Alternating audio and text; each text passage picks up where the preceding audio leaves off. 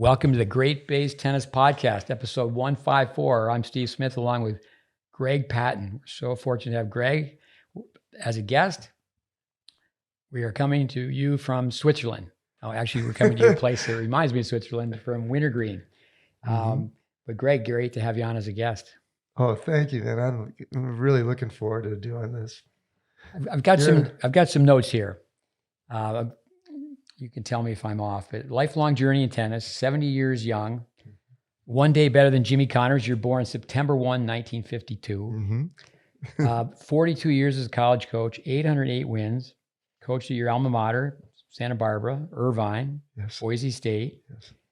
4-year hiatus from the college tennis, served as a national coach with the USTA, worked with Sampras, Courier, Chang, led U.S. team to World Cup championships, beating Spain and Argentina.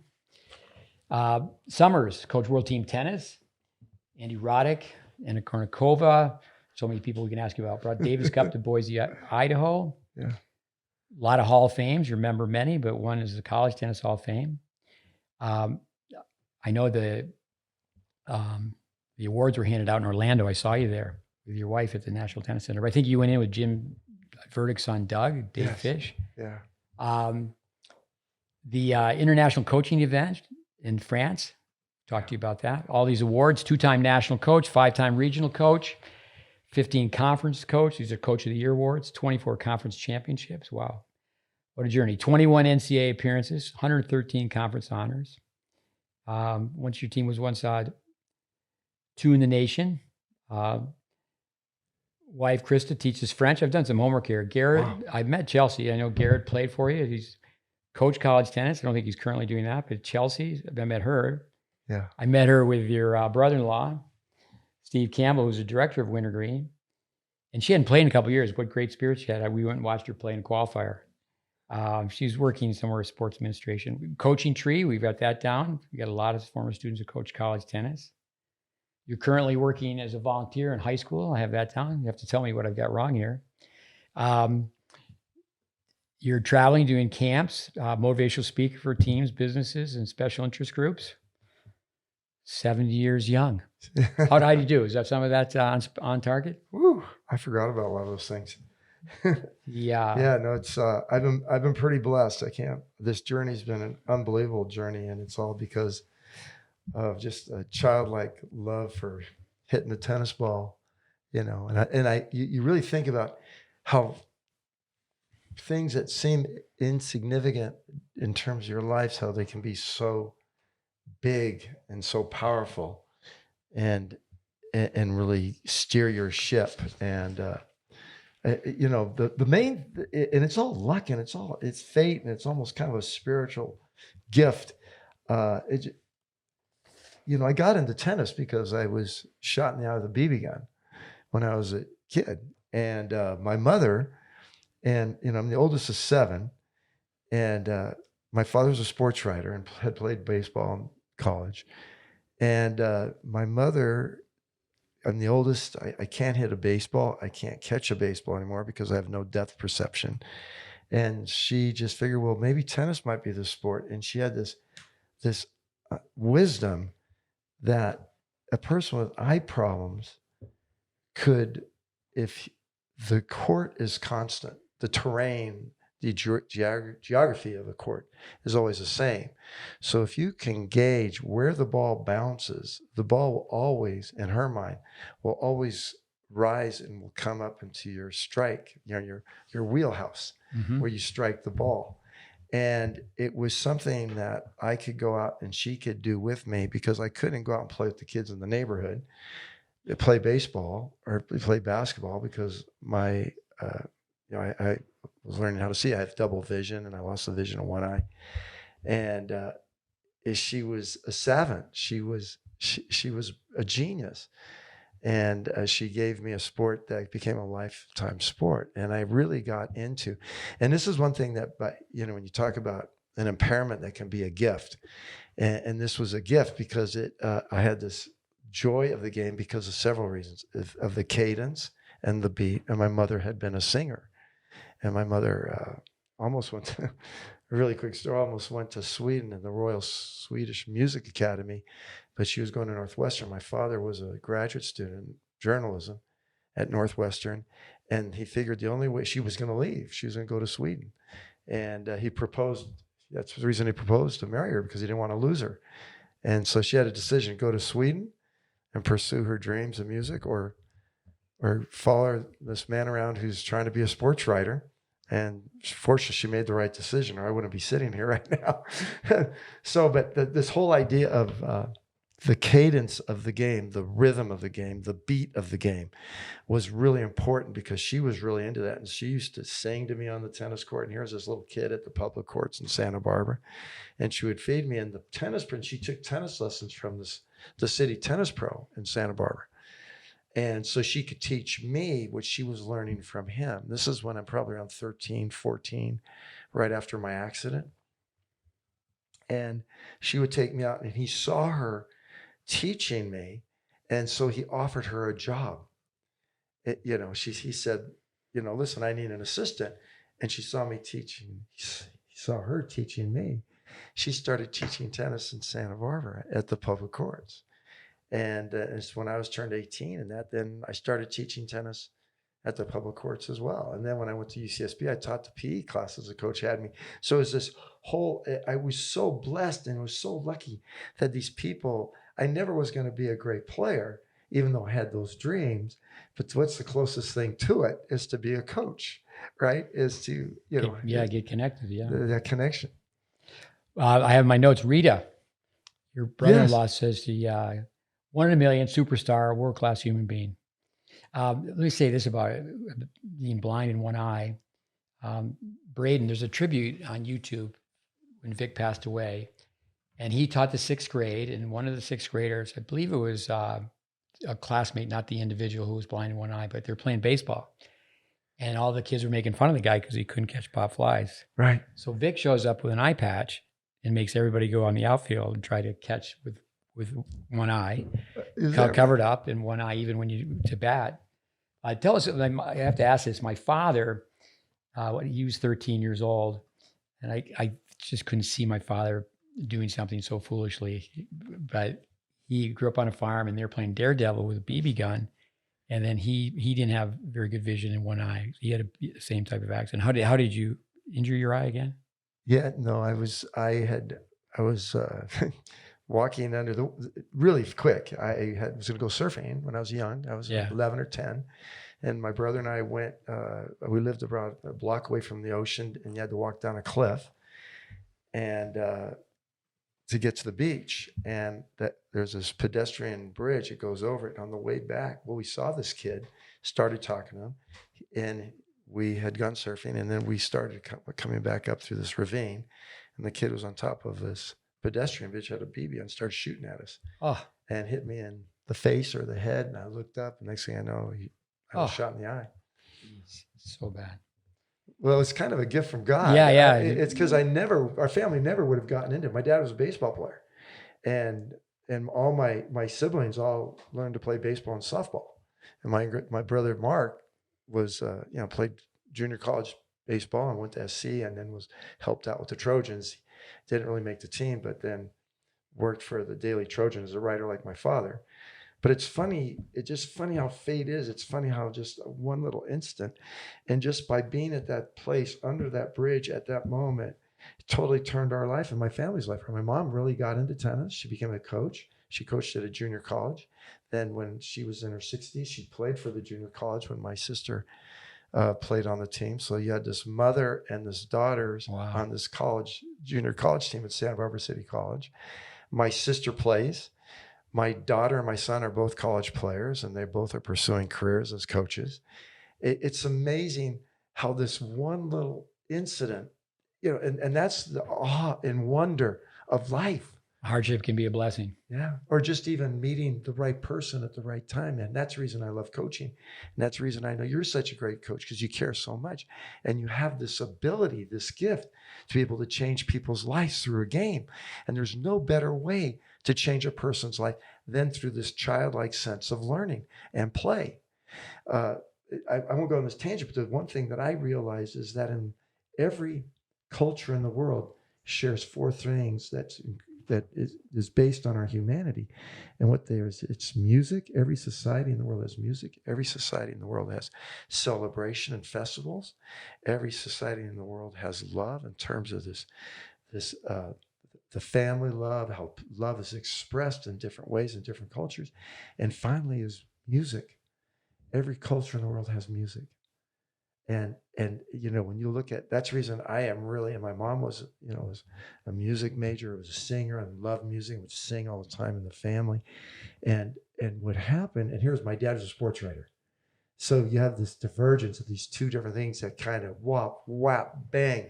This is how I turned out, but I'd have to ask you two questions to interrupt is, can you sing? no, but I do sing in the shower. And how's your grammar? My grammar is. Are you a pretty good writer? I can write. Yeah. I can write like my father did. Yeah, and my brother, my brother Mark is a sports writer now and writes. He's retired, but he's still writing now. Online. He's a prolific writer, and the things that he's written is amazing. I really want him to write a book. I keep saying we got to write a book. I can talk. He can write. I mean, what a combination! That would be awesome. Yes. With writing, I have an older sister. I'm an amateur writer. I just know, I think of her when I write something that she could just look at it and find something grammatically that needed to be improved. Well, school colors, we'll get into Boise State. I know you put Boise State on the map and I'm wearing Boise State. You're wearing Northwestern colors. But one thing about baseball too, is that your father was a baseball player and knew so much about the game. I think one thing that's gone away, and you and I are the same age basically, we used to teach tennis by saying, well, the half volley is like a short hop, for the bat hop for the shortstop, or throwing a ball, and the strategy of baseball. And don't you think that's gone away, where we don't use other sports to teach tennis? Well, I think you're absolutely right. More than anything, in terms of the use of other sports in terms of tennis, and also how you can be an advocate of tennis by comparing it to other sports. I mean, you can play baseball and you're waiting. You don't touch the ball, you could be for a half an hour, if they don't hit it to you in right field or wherever you're at. And then you're up to bat, there's this waiting and you're not involved. And then you could be substituted, or you could be pulled out. And I think that's the beauty and the glory of tennis, is you hit every ball. You cannot be substituted. If you want to play, you can play. And I think that based on my own upbringing, is I grew up in a neighborhood with a high school football coach. His sons lived 3 houses away from me. Everybody in our neighborhood, we played sports. And then I became the geek. I became the outcast after my accident. And then all of a sudden, next thing you know, is tennis brought me right back into it. And I was blessed with this incredible game, this incredible dance that's forever changed my life. But the thing that's the most important thing, it's been a gift to me, because, I'm 70 years old. I still love to hit tennis balls. I still love the game. I mean, I feel like almost I have to hit every day. Now you can imagine it gets a little bit harder, and I have to also be humble enough to accept this idea of age, and that is that now I keep trying to get better, but all I realize now is I'm trying just to maintain. Somebody that you and I both know so well, Jim Lair, he's always saying that tennis is, if you really are lucky, it becomes your drug, and you got to have that feeling, that sound of the ball coming off the racket, just hitting balls. Let me ask about birth order. You're the oldest. Tell you a quick story. I was a college dropout. You could say I withdrew from school. And one of the reasons I could do that was because I'm maybe a year and a half, 2 years younger than you. The draft, my birth date was pulled out of the hat, but they dropped the draft. Yeah. So you used to stay in school. If you didn't go to school, you'd go straight to Vietnam. Yeah. So Mark Costello, a good friend of mine, he was withdrawing at the same time. We later both went back, but we were in line to be college dropouts. And I told him, I said, I can drop out, Costello, but you can't, because you're the oldest. You can't drop out. I mean, on this Myers-Briggs brain typing, I'm a J, he's a P. Yeah. And I'm dead serious. We're maybe 20 years old. I go, you can't drop out. I can, because I'm the youngest, but the oldest brother, you're the leader. Yeah. You know, and actually, in some ways, you're the hero of the younger siblings. Why don't you talk a little bit about being the oldest? Then also on top of that, your dad passed away at a very young. You were a teenager, 18. right? 18. Why don't you Just tell us turned. about being the oldest of 7 Yeah. and just a large family? It was, yeah, I think that's one reason I went into coaching, because all of a sudden, more than, I went, and I was going to go away. And you mentioned like Northwestern. It was funny, is my dad went to Northwestern, and I was thinking about going to Northwestern. And so Vandy Christie was a coach there, and I had these illusions that I could play on the team. And then this tragedy, this atom bomb that was dropped on me when my father, because I always felt like my father was going to survive. He had cancer, but as an 18-year-old, you always believe that there's no way that he's going to be taken from you. And so that was a shock, to me, and it was demoralizing. And I did then realize I was the patriarch of the family, and I was I had leadership skills. I don't know how. I was the student body president of my high school, and I told my brother he had to be the student body president when I went on to college. And I was going to go away to school, but then because of my father being sick, I decided to stay at Santa Barbara, at UC Santa Barbara, which was really was a blessing in a sense. And I really got involved with my brother got married when he was like 19. He's still married, which is amazing. And he went to SC, and then he became a journalist. Like he became exactly the same thing my father did. He was a writer, sports writer. And I got really involved in the lives of my sisters. I had 2 other brothers, and they were a horrible age. And I was going to college, and they weren't involved. Didn't love tennis. They both loved to surf. And so they were surfers in California, which could be a good thing, which can be a bad thing. And it's because I surfed growing up too, because we lived a block away from the ocean. But the culture of surfing is in some ways is a horrible culture. A lot of drugs, a lot of, just kind of escaping and not dealing. And I think the competition part of it is really good. I know a lot of surfers that went to college and did great things, but also there's a drug culture, and there's a gang culture to surfing. And I had 2 brothers that went in that direction. But I really was involved with my 3 sisters. One's mentally handicapped, but the other 2 really got into tennis. And I basically, with my mother, because my mother taught me, then my mother got into coaching. When my father died, she worked at a tennis club. The coach, like I said, the pro at the time, saw her teaching me, and he hired her to teach lessons. She became a city tennis pro. So it's amazing how little incidents can. Now, would this have happened if I hadn't been shot in the eye with a BB gun? Well, this impact is like Colleen, who's teaches as a tennis pro and played at UC Irvine, and my youngest sister Mo, who is probably the most gifted one of all of us, was really an accomplished player. Unfortunately, she got really sick while she was in college, and she passed when she was in her 20s.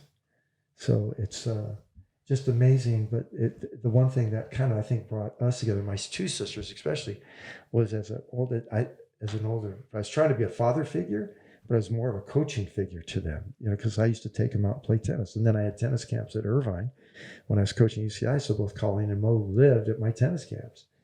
And then I had a family tennis camp at UC Santa Barbara. So I just bring the girls up there. So I basically was a father figure, I guess. But I was a bit more of a big brother that was like, let's use tennis to change people's lives. Tell me about the age span. I know I'm from a family of 6, and I'm the youngest. So just the opposite of you. Yeah. And there's 11 years between the oldest and the youngest. How about in your family? I was probably 18 years older than Mo. No, it was Mo. Yes, I was. I was 18. My father died. Mo was 3 months when my father died. Wow. I was 18 years. So, yeah, there was an 18-year gap between. Family is a really powerful thing. It's a really powerful thing. With I have this book called Birth Order, and there's so many lessons. I mean, now families are so small. Just the new generation is Gen Alpha, and it's amazing how many families in this country just have one child. Right. And being from a family of 6, I can remember if one brother made a mistake, we felt like we all did, because the father would lower the boom, and that's so much learning. You learn so much from your siblings. Yeah. Oh yeah. But it's definitely different where you have so many more responsibilities. I was married to an Irish gal for 20 years. She's from a family of 8, and she was the oldest daughter. So you ask about the different ages, and so she was working at a young age within the household. Yeah. A lot of responsibilities. I think when you're the oldest, you really learn leadership skills, and you don't know it. I mean, I look back now and I go, it's like helping my mom, or try to help. I went to UCSB because it was close to home, and my mom had just, was trying to make it with 6, other kids. They're a newborn baby. And you learn certain things that affect you. And I think, to be honest with you, I think that's probably a lot of the success that I had in college as a coach, was I was basically a parental figure and a brother figure. So I was so young when I started coaching college tennis. I was 23 at UCSB. And I was like part of this. I had a teammate on my team who I coached, was a teammate when I was playing there. And all these, these things that you're confronted with in life, that you really try to, impart the things that I learned to my players and to my siblings. And I think that's one reason I was pretty successful. Especially at a young age. First, I was closer in age, so I could relate to my players. I went to Irvine, and I was able to recruit players. I was in my 20s, and I had I started coaching when I was like 23. So I'm 28. I have 5 years of coaching, but I'm young enough, and and have that, and I can embrace kind of the emotions that the players are going through, and then help them through it in terms of and also being responsible. So there's sacrifice, and I think sacrifice is a great thing, and making my players, okay, no, you're not going to party on Friday night. I know where you're going, and I know who you're hanging out with, and no, you're not going to be able to play then, man. If you want to play, you have to earn it. And this is a childlike sense of play that we're involved in. There's a joy to it, but don't screw it up by making wrong decisions. With your experiences from a big family, that's amazing. 23 to be a head coach. I'm sure your siblings hand me down clothes, and there wasn't a money tree in the backyard. No. It was. There's a community, which I found is there's a community in tennis that helped us. That helped my mom. Through my mom taught tennis. She worked at a tennis shop. And this is the way to survive. And then the tennis community embraced us. I mean, I had people taking me to tournaments. I was, when my dad was sick for those 2 years. And what happened was this community embraced us, and they embraced my 2 sisters as well. And then the baseball community embraced my brother, Mark. The surfing community embraced my brothers, Sean and Kevin. They became lost, they both, but Kevin eventually went on to be a minister, and he went on to, but boy, his younger years were horrible. I mean, he was in a lot of trouble. He went to prison, but he got out, became very religious, and studied to be a minister, and was. So it's amazing how, I think you have to embrace your heritage. You have to embrace your life. And then there's things that you come through it. Like I'm not one to, how do you say this I don't feel sorry for people. I think you make your life, right? And don't tell me, that there's reasons for you to make the wrong decision. You're given this one life, make with it the best that you can possibly can. And then if there's hardships, that's the greatest teacher that you will ever have. So I think as a coach, I never was once, I'm incredibly compassionate. I'm incredibly, I feel more for my players than anybody. I love them, and I want them to have a great life, but I will not, I can't handle, people make wrong decisions. And I feel like that you don't tell me your sob story. Everybody's got trials and tribulations. We all do. So I'm nothing special, and neither are you. So what are you going to do about it? Okay. And that's what I think when you see great players, is that great players, there's this drive. And when I say players, I mean in every sport, great players in careers, is that they find a way to be successful. And we have this great gift that God's given us, which is a brain, right? And this search of knowledge, and that there's a joy in terms of learning. And that's the thing, is like I always say with tennis, that as I always tried to tap in that joyful sense of play, because play is one of the greatest ways that we can teach, right? And that we can teach people about life. Now, my journey as a tennis coach was basically a journey for me in life to become a more complete human being. And then what you use, you use music and the cadence and the play. And these things are things that keep us there is a fountain of youth. There is a fountain of youth. And it's play, music, movement, and touch. Okay, and language. So if you have positive language, you have positive physical, feelings and touch in terms of people. You can touch their lives emotionally, physically. And then you have dance. And like I said, one of the things that every culture in the world uses is music. Basically what happens is this, and this is one thing that I found, that you want to get into tennis. Tennis is a fountain of youth because tennis players live longer than anybody else. And I learned this 10, 15 years ago because we have a professor at Boise State. He came up to me one time and said, what athletes live the longest? I said, oh, this must be, it's runners. He said, you got to be kidding me. It's not runners. Runners sometimes have the shortest lifespan. Is the people that have the longest lifespan are tennis players by far. And now, Mark Kovacs has come out with this thing, and he says it's like 10 years. We live 10 years longer than everybody else. Hallelujah. I love this. And the reason, and this professor genealogy at Boise State said that, why do tennis players live longer? They live longer. Well, first of all, because of the cadence. We all have rhythm. There's rhythm. We have our heartbeats rhythmic, right? And also our circulatory system. And that's when we hear music. There's the cadence, and like we have, because we are rhythmic creatures physically and emotionally and spiritually. And so is tennis. Tennis is the most rhythmic game in the world. Now that rhythm has a beat, but also it has a pause. And there's stress and no stress. When you play the game, the point, there's stress and your body's activated. And then good tennis players know how to calm down between points. So one of my favorite things to say to players is calm down. Calm down the backswing. Calm down time between points. Calm down the points or get involved in the rhythm, the cadence of the ball when your opponent's hitting the ball. You don't have to rush.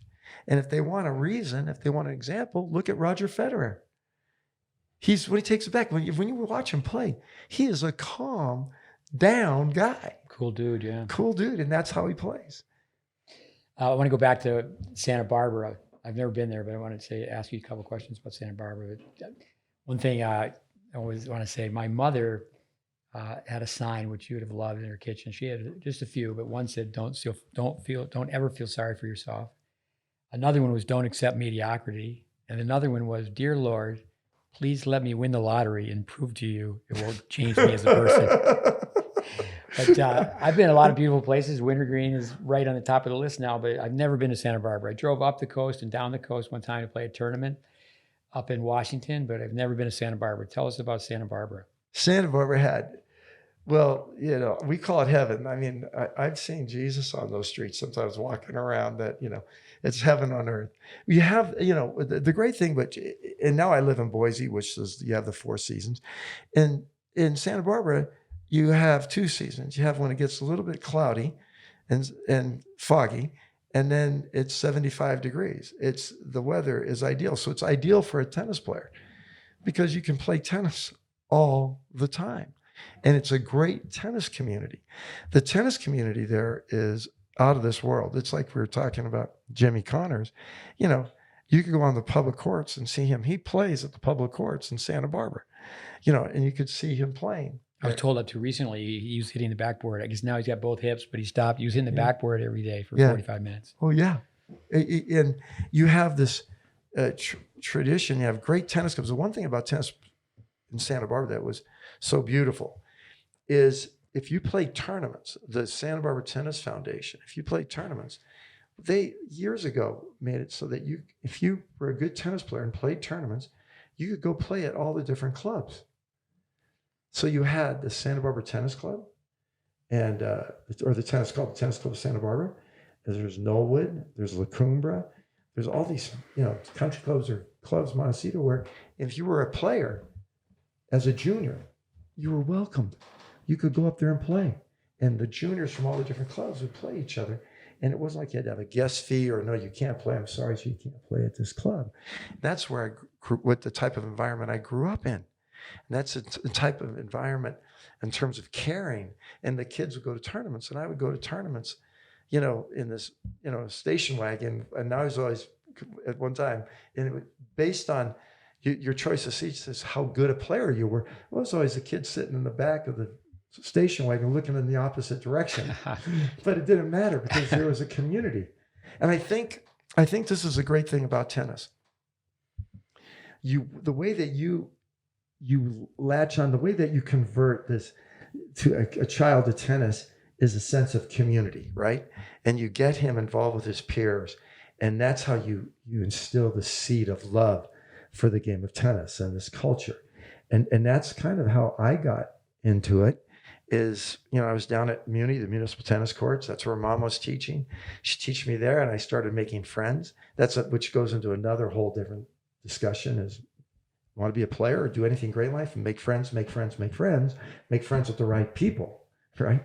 So I made friends with all the really good players in Santa Barbara and got to hit with them, and I would get to go to the clubs, and the clubs always welcomed me. Now, and this is when I'm 16, 17. My dad now is basically terminally ill. And then once my father passed, then I had a bunch of tennis coaches who became father figures to me to make sure I didn't go off the rails. Okay, because I didn't have a father figure.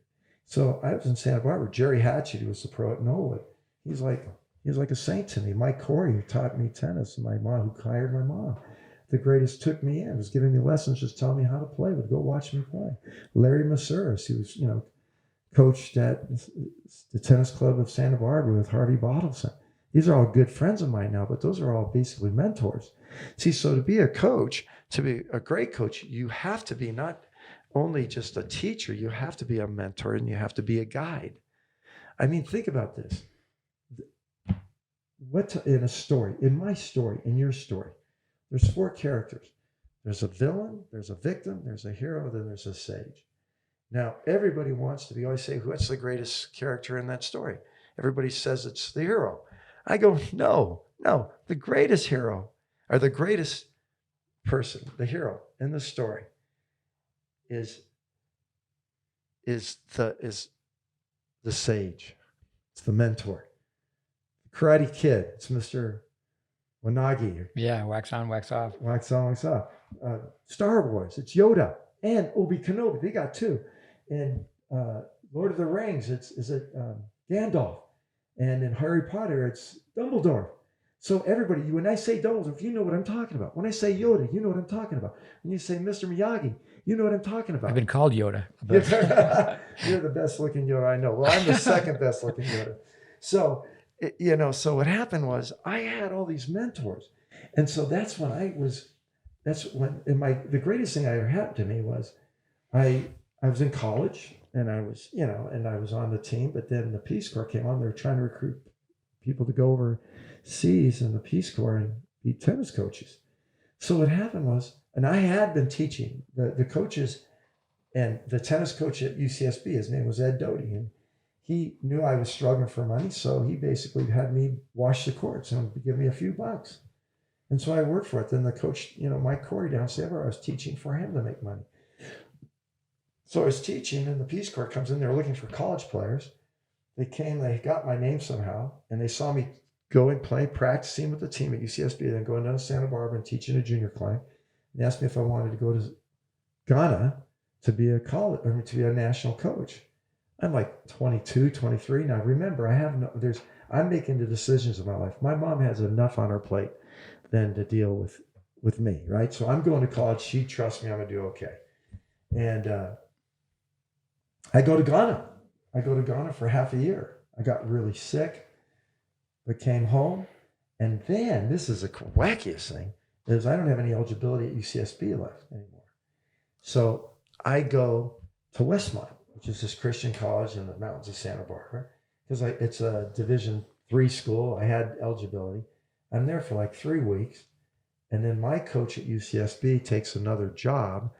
And the AD there, since I had been the team captain at UCSB and raising money for the team as a captain, and the way we raise money, well, I'm going off all over the place. All good. It's all good. So I'm at Santa Barbara when I was the captain of the team. And I got my teammates, we'd raise money for the team to get uniforms and equipment, whatever it was. We would work for the concerts and we would do setup. We were like roadies. And at the end of the concert, we would be picking up the trash and do cleanup. And so my team would get a few $1,000s every time we would go to a concert. So my guys, we were working for free, but we got to go to the concerts and we sometimes got to be backstage.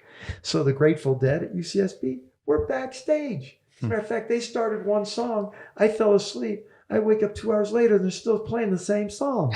And then we were there for Crosby, Stills, Nash and Young when they played at UCSB. And then when Bruce Springsteen played for you, we're working backstage. We see these guys. My teammates thought I was a god because I was get back there. We're seeing all these great, the greatest era in music was them. And it was also the greatest era in tennis because that's when tennis got the imagination, caught the fantasy and the dreams and the imagination of Americans with all the great players were coming. Arthur Ashe, Stan Smith, all those guys. And I was a college guy when those guys were playing pro. And then Connors came in, was the bad boy. Then John McEnroe was the bad boy. Then he even added more spice. It was like the good, the bad, and the ugly. With California, I want to start with a question here, but with California, I remember, set the scene for you, that it was a John Wayne Tennis Club, and Dennis Ralston was a huge name at the time. He was coaching SMU, and SMU was in town to play UCI. I was at that match. Was you at the match? But I was at that match, and I remember when you went to Boise, people were shocked that you left California. They thought that you would never leave California. But let me ask this question, and these questions may have may be random, but it'll be fun. Brad Stein. I don't really know Brad well. I was with him for 2 weeks. He was working with USTA, my son Connor. Yeah. I know he coached Courier, was #1 in the world. I mean, he's coaching Anderson. He got to Wimbledon final. He's coaching Tommy Paul now. He seemed to, if you define a coach, I mean, he's got the voice, he's got the look, the passion. Why don't you tell us about your connection with Brad Stein? Brad was a player at Fresno State, and I was coaching at UCI. And he would come up to me, after a match and ask me questions. And we started this relationship and just, hey, coach, how you doing? And UCI, we were kicking butt and taking names. I mean, we were really good. We were top 10 in the country, and Brad was playing for Fresno State. So then when I got the job as the Junior Davis Cup coach, I was looking for young guys. And by this time, Brad had gone on to be the assistant coach at Fresno State. And so I wanted someone who was a player, who could play with the guys, who was really, because Brad used to always come up to me, at the conference tournament. We would sit down and we'd sit and talk tennis. And he asked me my ideas about this and that, how does this guy have such a good serve, and talking about it, two-handed backhand versus a one-handed, about the grips. And so this is like when he was 20 years old. And so I hired him to be my assistant coach of the Junior Davis Cup team. And God, we were so blessed. And we had Sampras, Chang, Courier, Martin Blackman, just the list goes on and on of players that were with us. And so Brad was part of that group. So Brad helped me set up the camps, because we had a tryout camp. So Brad and I, we became soul brothers in the sense that we were together 24/7 for the entire summer. And then during the vacation periods during the school year, we would go. That's when there's tournaments. During Christmas time, there's tournaments for the juniors, and we go do that. And we do a training camp, at Easter time, and we were always kind of running in and out of college. So that's how our relationship started. And Brad is brilliant. I think he's very insightful, and he has a calming. He's a great sharp sense of humor, and he's also an incredible student of the game. And everybody was around him. So after I left the USTA, the Junior Davis Cup team, there was this big. At that time, there was this big battle between people in the USTA. Felt, why do we have a team? This is an individual sport. Why are we working with 10 boys when there's 3 boys that we should be working, putting our energy into? Obviously, Brad and I were both of the belief, and I swear to it to this day, that if you want to develop a great players in your country, develop teams. To develop a team where they play for each other, where they help each other, they're friends, that they work with each other, that they cheer for each other. And that's what I felt the Junior Davis Cup team did. And also it made a lot of kids hungry, and it sparked the desire, like, gosh, dang it, I want to be on that team. How do I make that team? Well, it's really easy. We compete. We would spend 2 weeks competing. It was the fiercest competition you could ever have. So Brad was really a part of that, and he could relate with the players, and he could play and beat the players. So when Agassi turned pro, and then Sampras turned pro, then Jim was talking to both of us about, what do I do? And Brad was like, there's no doubt you should, even though he was a college coach at the time, we think you should, follow these guys. They're doing it, and you can beat them. And he was proving it in the juniors. He was beating these guys. And so he made the same switch. So what happened was Courier then and we had been working a little bit with Jose Higueras. And so Jose asked Brad to join him with several kids that he was working with, and Courier was one. So, and then Jose didn't want to be strapped to like one player all the time. So Brad went off to be the guy with Jim. And Jim, when you ever talk to Jim, he recognizes and he exalts and he praises what Brad Stein did and helped him become coached him for a long time, starting when he was a teenager, till he retired. Oh, wow. I didn't know that. He was off and on with him. Yeah. I did know you guys were close. You guys were in each other's wedding parties. And, but yeah, with his work with Kevin Anderson and Tommy Paul, I mean, that expression, I hate touches, something turns to gold. He does. He has a great touch, and he has a great, it's funny. Sometimes I've learned the most from people that were my assistant coaches. You know what I mean? Where you see how they can tap into a player and touch a player in a sense of mentally and emotionally. Okay. So and they know that the player knows that the coach has their back, no matter what type of style he is, authoritative or he's kind of the best friend type of guy, is, they can walk those waters where in terms of confronting a player with things that maybe they don't want to hear. Yeah. And usually, to be honest with you, I think the great coaches have the ability to say things to players it's an epiphany that there's things that they need to hear, but sometimes they don't want to hear. Is if you want to make that sacrifice, if you want to be the greatest, if you want your life to illuminate the skies, this is the pathway you have to take. And, I always have a saying that obstacles do not block the path. Obstacles are the path. And then once you understand that, that's well put. Yeah. And if the coach, is the sage, I'm talking about the greatest person in a player's life, is don't be a victim. Okay. You don't want to be the villain, is you want to defeat the villain. And don't worry about being a hero, is find a sage, a mentor, a guide who can take you. And that's the thing is, I think a lot of great players, I think Paul Annacone, I saw him do magical things with players where he can, listen to a player and talk to him. Jose Higueras was the master at that, and there's several players. Tom Gullickson, I felt, I was with Tom, so I was just so fortunate then to be able to learn from them, You know what I mean? And to be able just to be there right next to them when they're talking to the players, to Sampras, to Chang, and to watch the guys coming up. We have a lot of parents of junior tennis players who listen to our podcast. Let's do some quick answers. What's the first thing that comes to your mind when you think of a young Michael Chang? When I think of it right now? No, when he was a kid. When you the first thing? when he was a kid, what was your first impression? Oh my gosh, he was just shy. He was in the back of the row, but he was just a machine. I mean, he was just focusing. He was the type of guy that was just always looking around like this. His eyes were darting back and forth. And when he got on the court, he was just going to run down everything, and he was going to get everything back. And so he really influenced my style of coaching in the sense is, what's the first thing you need to do to teach a player? I think it's consistency. Get the ball over the net. Learn how to hit the ball high over the net and realize that your opponent, your greatest opponent, is the net.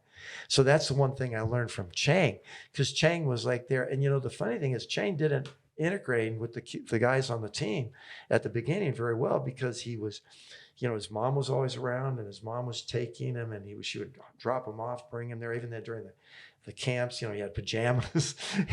But the thing is, the guy went out on the court and he was relentless on pursuing the ball. He was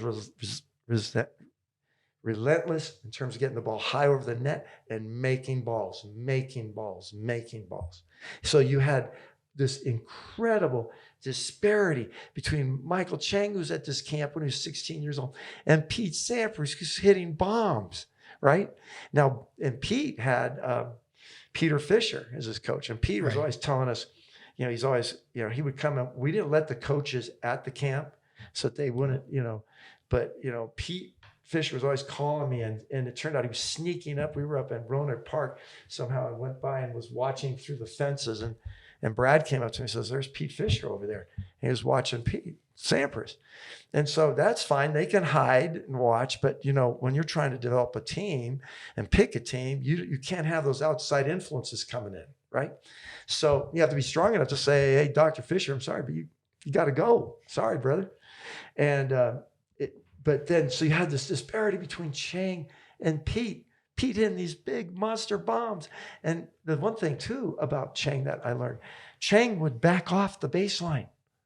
Now, in those days, if you think about it, and I'd love to hear your feeling about it, is in those days, a lot of coaches were teaching players to move into the court, on the baseline, and to take the ball early. And here you have Chang moving back and hitting the ball and driving Pete crazy, because they were playing. Courier was playing. Martin Blackman was playing. I mean, if you saw that picture of the team in those days, it was unbelievable. Malavia Washington was on that team. Wimbledon finalist, right? Yep. Lost to Krajicek. Yeah. Richard Krajicek.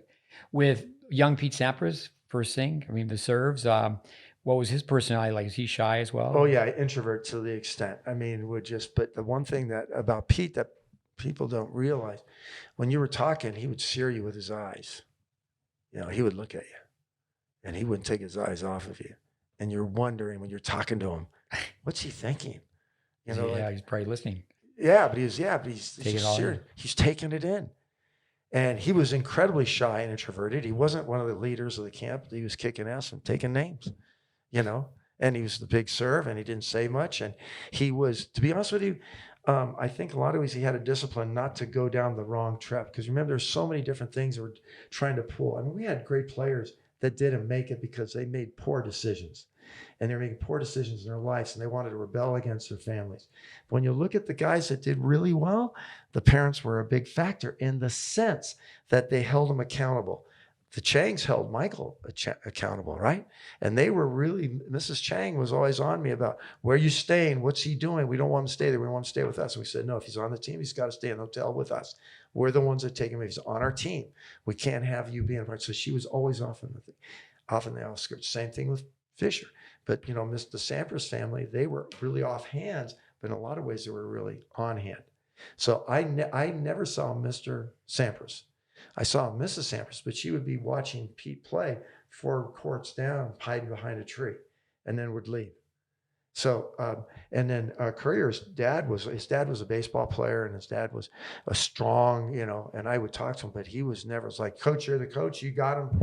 I'm giving you here's the keys of his life. You go on for the next 4 weeks. I could travel with him. I went over, took him to France. To Germany. Just take him overseas. And the same thing with a lot of them. The parents had trust. That's the thing that I have to. If you as a coach, and if we can instill trust in the parents, when I'm coaching junior players, if the parents trust you and know you're going to make the right decisions, and know that you have the right lifestyle, and know that you have the right values and ethics and all these things, they will go with you and they will support you. And then the kids are a part of your family, the coaching family that we develop. Right. So, and that's the same thing that I used as a college coach. Is I told parents, I go, listen, I'm going to be their daddy now. I'm their daddy. You got to trust me. I'll do the right things for the right reasons and help them get their degree. And if they want to play tennis, professional tennis, I'll give them every, ounce I can to help them get there. And several of the guys I was coaching college tennis did play, and they played on the circuit. A lot of them did. And some did really successful, basically in doubles. So that's the thing, is that you learned when I was a young coach. Remember when I was like coaching the Junior Davis Cup team, I was 25, 24, 25, 26. But I was so free. That was my family. I didn't have, the girlfriend. I didn't have that. It was just, I was just totally immersed in what's the word that I was? Immersed in just 24 hours a day. And then with Brad was my soul brother. We would go everywhere at night and just talk about the players and about the matches who we were going to watch the next day. And then learning is, because there's so many good coaches around with these players, the individual is picking their brain, right? And that's the one thing I think about anybody in greatness. I don't care how smart you are, how great you need a mentor. You need someone to talk to. You need someone to throw ideas off of how to become a better coach. And by that time, I was stuck. I knew what my path was. I knew what I wanted to do. I wanted to coach college tennis first and foremost. And then I love the international part. So I worked, Junior Davis Cup for 5 years, 4 to 5 years. And then I went back for 4 years as a full-time guy doing that, traveling around the world. And what it is it's going to grad school at Harvard, Stanford, Princeton, all put together, the tennis hierarchy in terms of that, and learning certain things.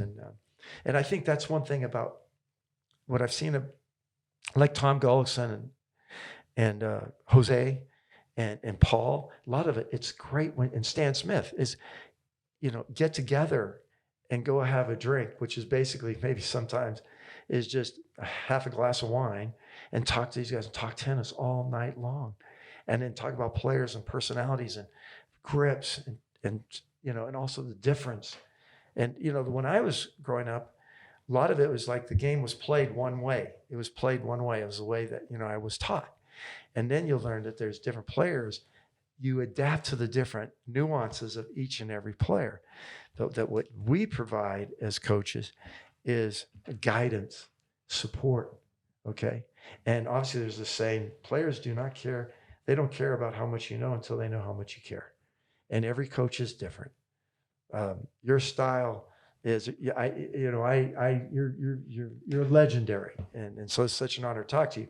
Is you're a no nonsense coach, but you love the players, and the players love you, and you come through. Also, you're prepared, and you're incredibly prepared. You're prepared for them and the lesson plan and the workouts that you have, because I've talked to players that work with you, and you raised a son. That's the hardest thing. The greatest credit I give to you is a lot of kids don't want to play the sports that their old man coaches. And your son went on to play professionally. I take pride in the fact that my son and daughter both played. My son was pretty damn good, played one for us, helps us. We were in the top 20 every year when my son was playing for us. And but each one has a different path. My son and my daughter both are in love with coaching. So I wanted to be players, and they wanted to become coaches. And my wife looked at me, she says, my God, they want to be like you. Let me ask you this. That's all fantastic input. World Team Tennis. I know you coach 3 cities. Yeah. Let's start with a trivia question. St. Louis, Newport Beach, California, right? Yeah. And Boise. I think one of them had a great name. What were the names of the teams? Down in Newport Beach, it was the Sneakers. No, it was the Dukes. and the Newport Beach Dukes, and that was because of John Wayne, because we played at the Okay. John Wayne Tennis The Club. Dukes, all right. And then I went to Boise, and it was the Idaho Sneakers. Yeah, I thought that was a great That name. was a great name. Yeah, it was. Super. And that came across. I was with the guy's name was Cord Pereira, and his dad, as a matter of fact, did a lot of the engineering and architect work for UC Irvine, where he coached. But his son he had followed us when we were at Newport Beach, and when we went to Boise to be the Boise State coach. I wanted to start a team there, and he became the owner. The Pereiras became the owners, and we said, our saying was, these sneakers don't stink. That's good. And so it was a lot of fun. We picked a name that I could have a lot of fun with to promote the team.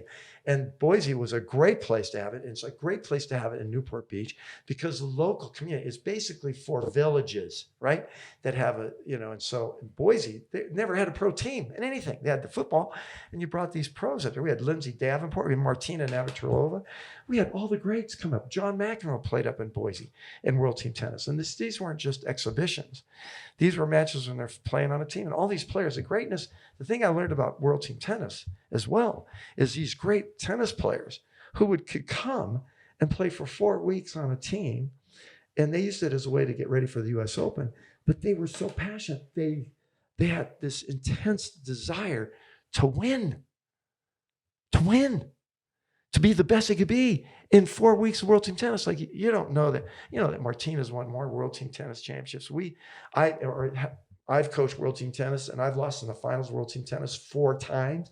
I've always been the runner-up, the bridesmaid waiting, So, but the thing is, at least I was at the show. That's but great. But we had Ricky Leach was #1 in the world there, and we had I had Sargis Sargisian with Brian Shelton on my team there. And then Katrina Adams played for me there. Zena Garrison played for me there. I mean, we had some great legends come up and play. And so for 4 weeks out of my life, and so I did that for, I think, 14, 17 years, World Team Tennis, I'm with, I had Andy Roddick on my team, and a young Andy Roddick. Yeah. Right? Well, the first thing was this, I was with the national team then, but I had left the World Team Tennis, stage, but I had talked Gully into letting me coach the World Team Tennis. And so I was going to have a Harper Griffith and Andy Roddick, and then there was Holly Parkinson, and then there was one other gal. So we were taking 4 players off the junior team to play World Team Tennis. Okay, why? Because 4 weeks they have coaching. They're playing intense sets. They're playing doubles.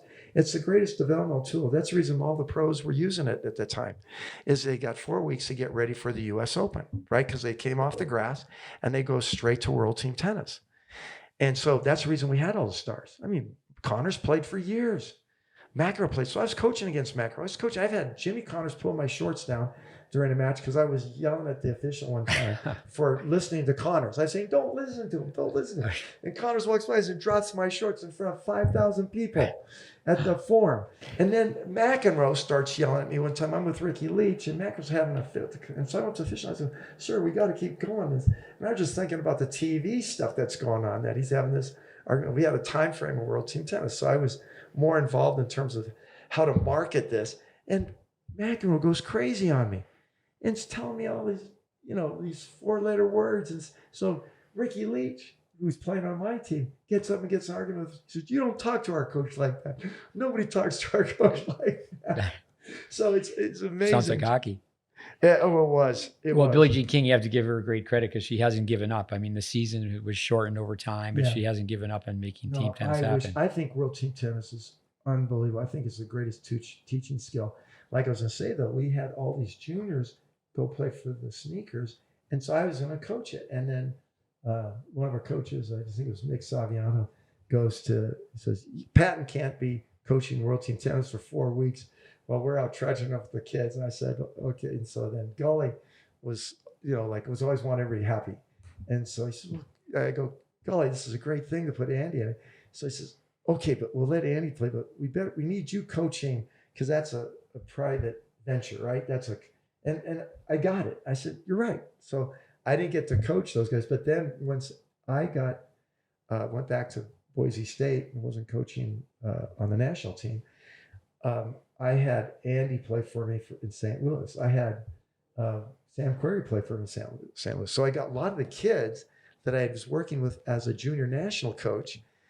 Once they went pro, I just called them up and I say, Sam, come on and play. We need you to play World Team Tennis 4 weeks. We'll get you ready for the U.S. Open.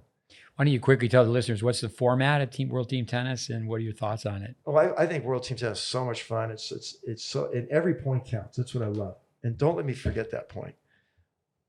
Okay. But yeah, explain the format. The format, first of all, is you have women's singles, men's singles, and then you have women's doubles, men's doubles, and mixed doubles.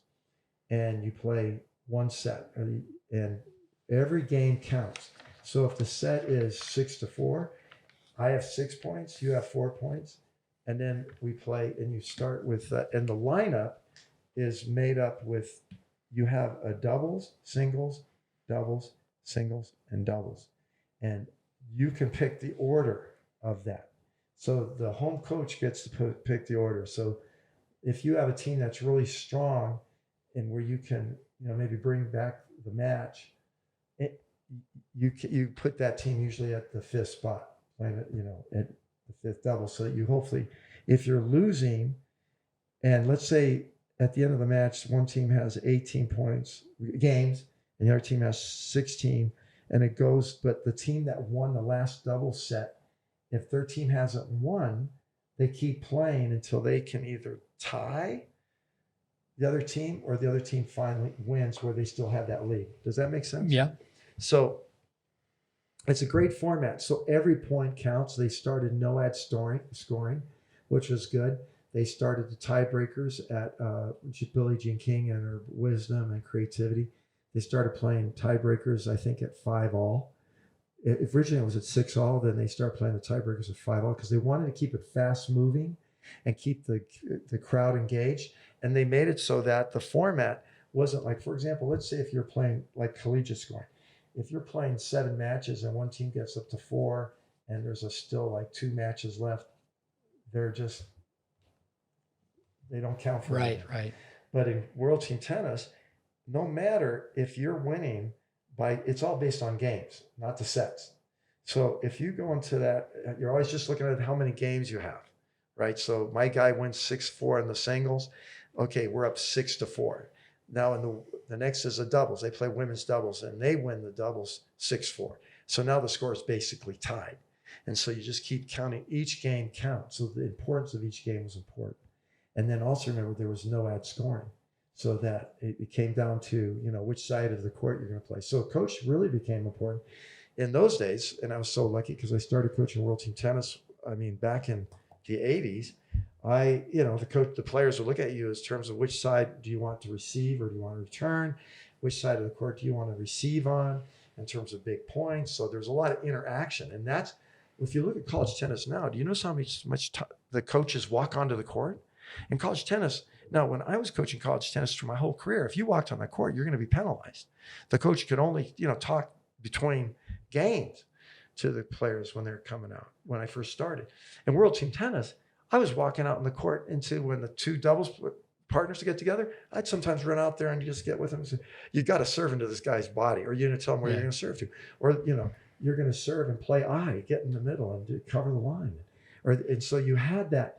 And so it made it really, but there was a time clock. So sometimes my gift for gab, I would get zinged by the officials because the officials were all warned. You don't, the coach goes out there, he's only got like 10 seconds and dang it, so sometimes it really hurt us because I went out there and was out there too long. With World Team Tennis, for listeners, Greg, obviously 50 years or more, it's not that you're a historian, that you're walking history. We have a fact checker, but in 74, Jimmy Connors, as you know, he won 3 of the 4 Grand Slams, yes. but he wasn't allowed to play the French because he had played for the Baltimore Banners, yes. World Team Tennis, yeah.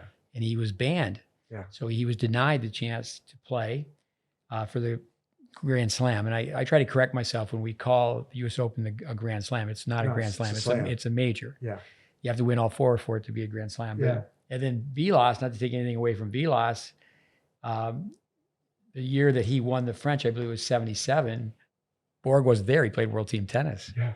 I mean, the season was shortened, but I think the alphabet soup of tennis, if we had a commissioner, it wouldn't be great if World Team Tennis had a permanent place where it wasn't down to 4 weeks, and it was like, okay, every city has a team, and it's very much like, okay, look at the excitement of the playoffs and the NBA and the NHL and all that.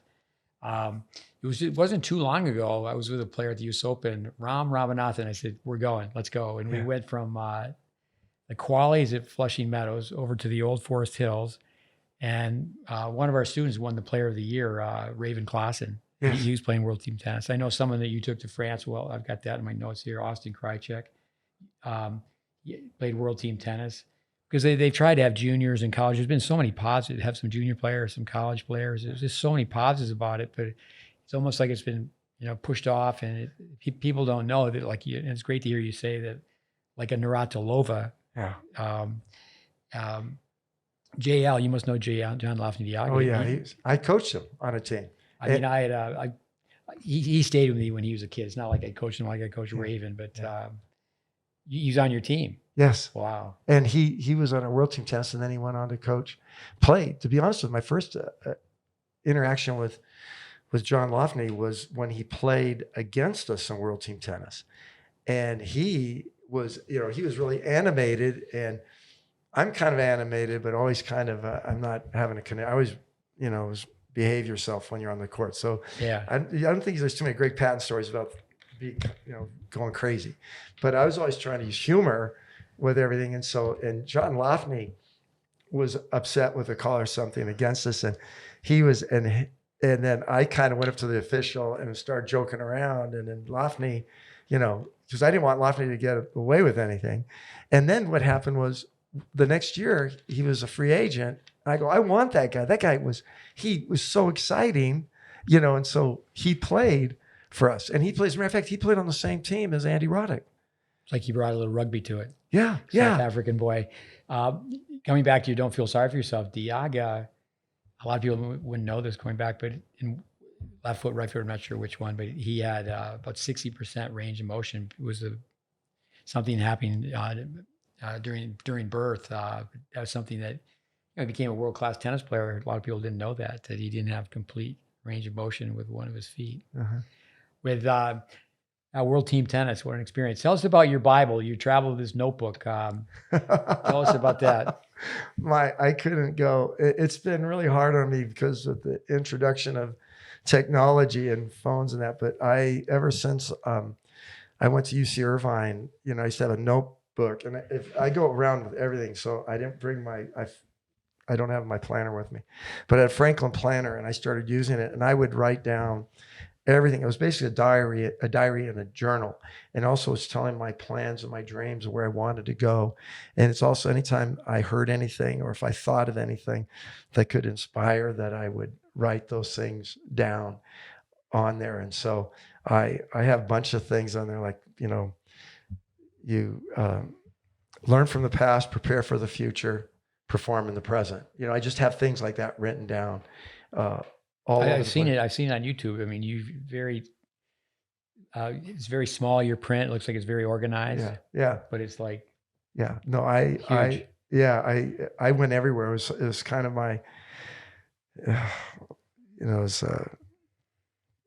what is it that you take with you everywhere you go? That's part of, if I didn't have it, I'm still like this. Look at this. Security blanket. Yeah. I have my notes here, my security blanket. And so I took it with me everywhere. And so I had a backpack, and I had my backpack with me right there. And so the technology's kind of gotten away, because I really feel that when, like great writers, it's the art of writing something down in terms of learning it. I think when you're on, even when you type it out, it isn't the same as the written word in terms of getting a pencil or a pen and a pad of paper and writing it. So I've been told that you have a better chance of remembering it if you write it down versus if you type it. Oh yeah, that's really, it's so true. And I don't know why it is. I think to write notes and rewrite notes, it's kind of gone away. No. And I think there's going to be, I think in terms of creativity, in terms of, even in terms of personal growth, I think you're losing out a little bit. I truly believe that, in terms of just the physical art of writing, and then writing down a journal, keeping a journal. I used to keep a journal. Well, the planner was a journal for me, and I go through it. My wife one time was trying to put all my journals. I mean, I have 30 years, 40 years. And then I can go back, and I've had my players from Irvine came up and they're playing the national tournaments up in age group tournaments in Boise. And all the guys stay at my house. They're playing in the 50s, and they come and they go downstairs and and if you open up that closet, you open the closet and you see all my freaking planners there, and every year I started using them when I was at Irvine. When I went to UCI, I went there and the basketball coach had one, and he said, Patton, you got to check this out, because I was carrying around just a little notepad, which just was no order to it. And I was going, well, gosh, you got to look at this and that. And he goes, here's a planner. This is how you get it. So I still use it. I still use it, and I think it's really important. I think it's helped me.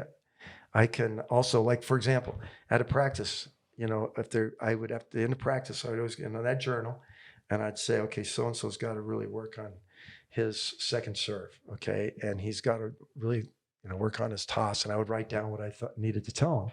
So the next day I'd go and I'd open up my planner, because my planner was always with me at practice.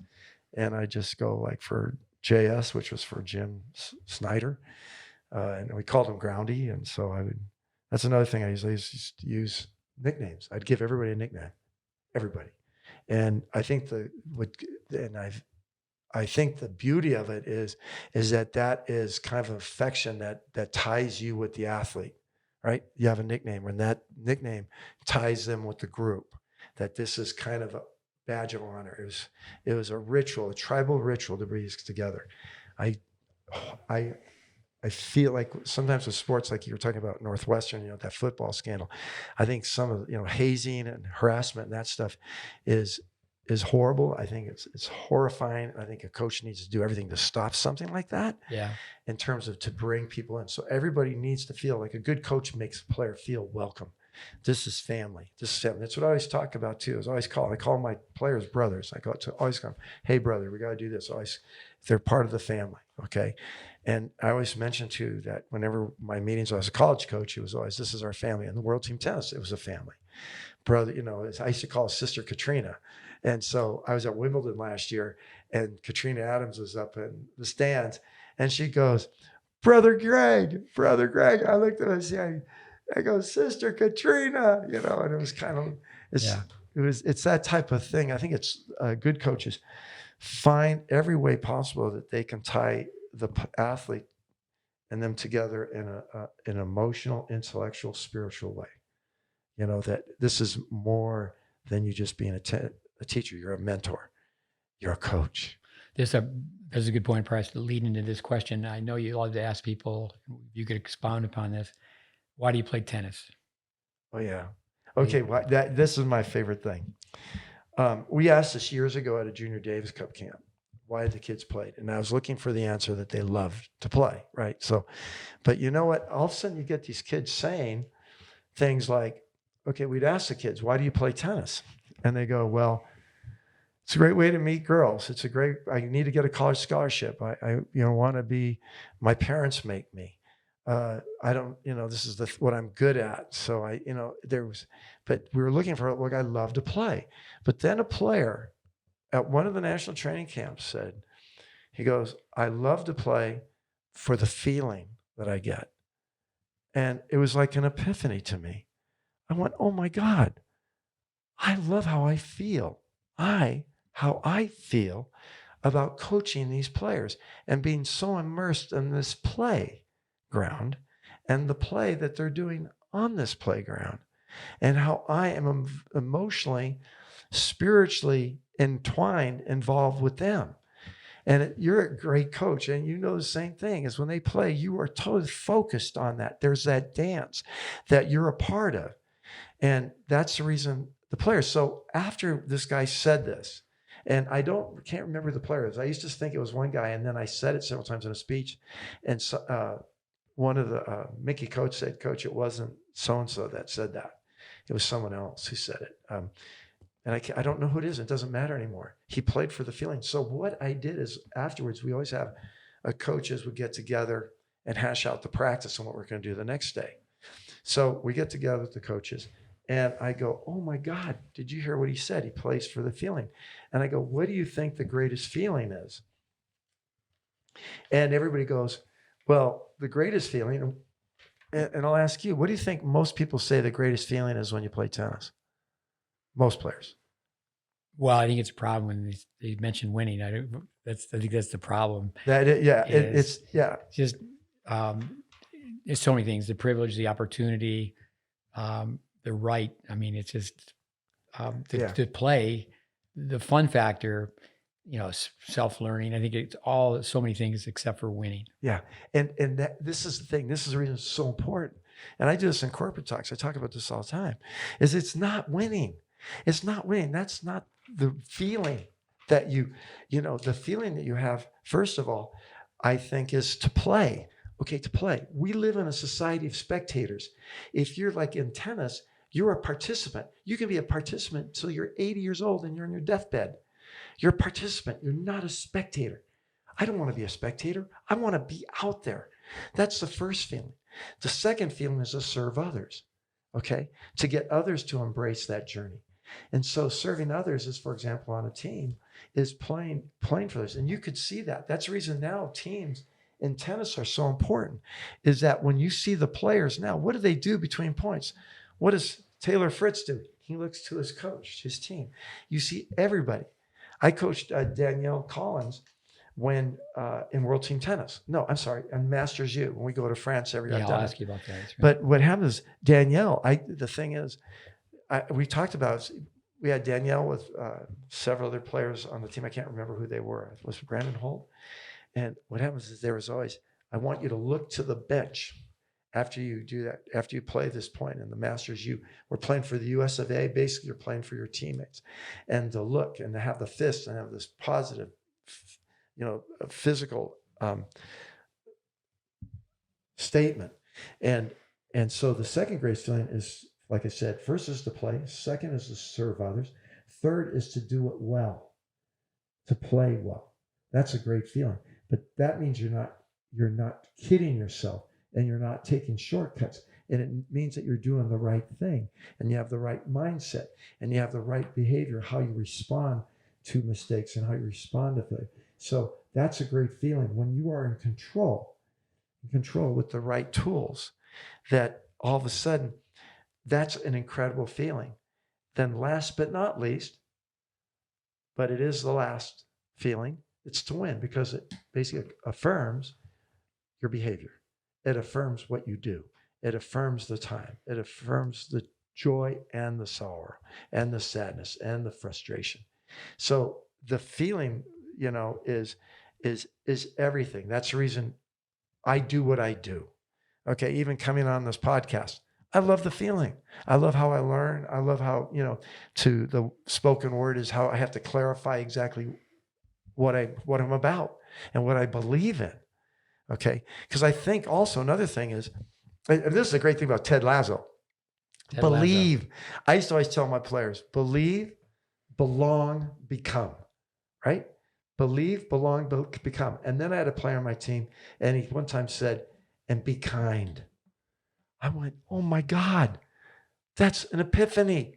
It didn't come from me. It was believe, belong, become a champion. Believe in it. So that means if you believe in something, every day you go out and you do the work. Yeah. Okay.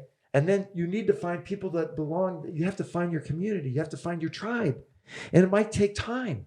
And you have to have the courage to say, this is not the type of person or belief values that I belong with. So you search out the right people. You search out your tribe. You search out your community. And then after I said this, so I went from believe, belong, become, be kind. And then the next one was be humble. A guy on my team. And there's Nadal, Laver. There's so many, unbelievable how humble they are. Yeah. Fed. Yeah. I mean, the great players. And to be honest with you, this is a great subject I believe Djokovic is really trying to, I think Djokovic has grown a lot. I think there's a part of him that he's a warrior and he's going to slash your throat. But there's also a side of him that is classy in that. And I think the runner-up speech this year at Wimbledon was just awesome. Perfect. And when he said he was lucky, he had the match points and against him in 2019. Yeah. Just perfect. So there's humble And those are the things you want to know, the qualities of a great champion. It's like that. That's the reason the greatest thing that I think that's happened in sports is Ted Lasso. I love Ted Lasso. Ted, I mean, oh my God, how can I? Because he talks to your soul and heart, and my soul and heart. This is what it's all about. I know you have. I was fortunate to spend a lot of time in England. Best man at my wedding was English.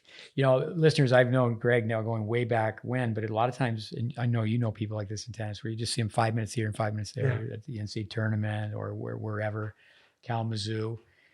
But when your name comes up, I just go, the journey. You know, for you, it's not the destination; it's the journey. Yeah. I think with Agassi, for example, he certainly lost his Sampras a few times, and he would just say, "I'm happy to be part of it." Yeah. When pros, junior tennis players just don't realize this. And when you ask people who make it to the pro level and you ask them if they could look back, they go, I would just try to get better. Yeah. They wouldn't be so uptight about winning and losing. Yeah. And with pro players, when they get together, they don't talk about winning. They talk about how hard their coach pushed them and all the preparation and the practice. This must be something you're talking about where happiness is a fleeting thought, but really joy, the joy of competition, the joy of team building. I'll just read off some names. I know there's others that I'm forgetting, but Raleigh Grossbaum. Yes. The Princeton coach, is it Hume? Damien Hume. Yeah. I would like to ask you about the Shield brothers in particular. Your son, your daughter, a lot of people that you've worked with have coached college tennis. But why don't you just expound a little about the Shield brothers? I've heard a lot of great things about them. Oh, they're amazing. They're amazing. I saw that when they were 14 and 12 years old. I was a national coach, so I had this connection, and there was a bond because they were from, oh my God, a town in Grand Junction, Colorado. I'm a Boise, and there was that connection. Intermountain, yeah. Intermountain. And their dad used to drive them in a van to all the tournaments around the country. The dad was terrified of flying. And so he would just had this van and would drive them to tournaments in Florida and drive them to LA. And when we had the Junior Davis Cup team, I invited him to be on the team. And when I was a national coach, not the Junior Davis Cup, just the junior national team. So the dad would drive them. We'd have a clinic and a workout for a week in St. Louis. The dad would drive them and he'd say what time you want them there. I'd say, well, 7:30 in the morning. And the dad, right at 7:29, the dad always was right on time. Then he said, what time do I need to pick them up? And we'd say, well, gosh, we're going to go to Sunday. We're going to go to Sunday probably around 5. And so I'll be here at 5 o'clock or 5:15. And I learned that the dad would come just a minute before and would always be so punctual.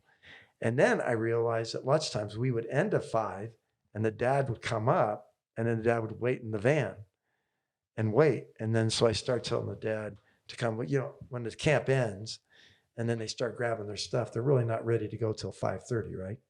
After a 5-day camp. So they're fire and ice. Luke is the quiet gunslinger in those spaghetti Western movies.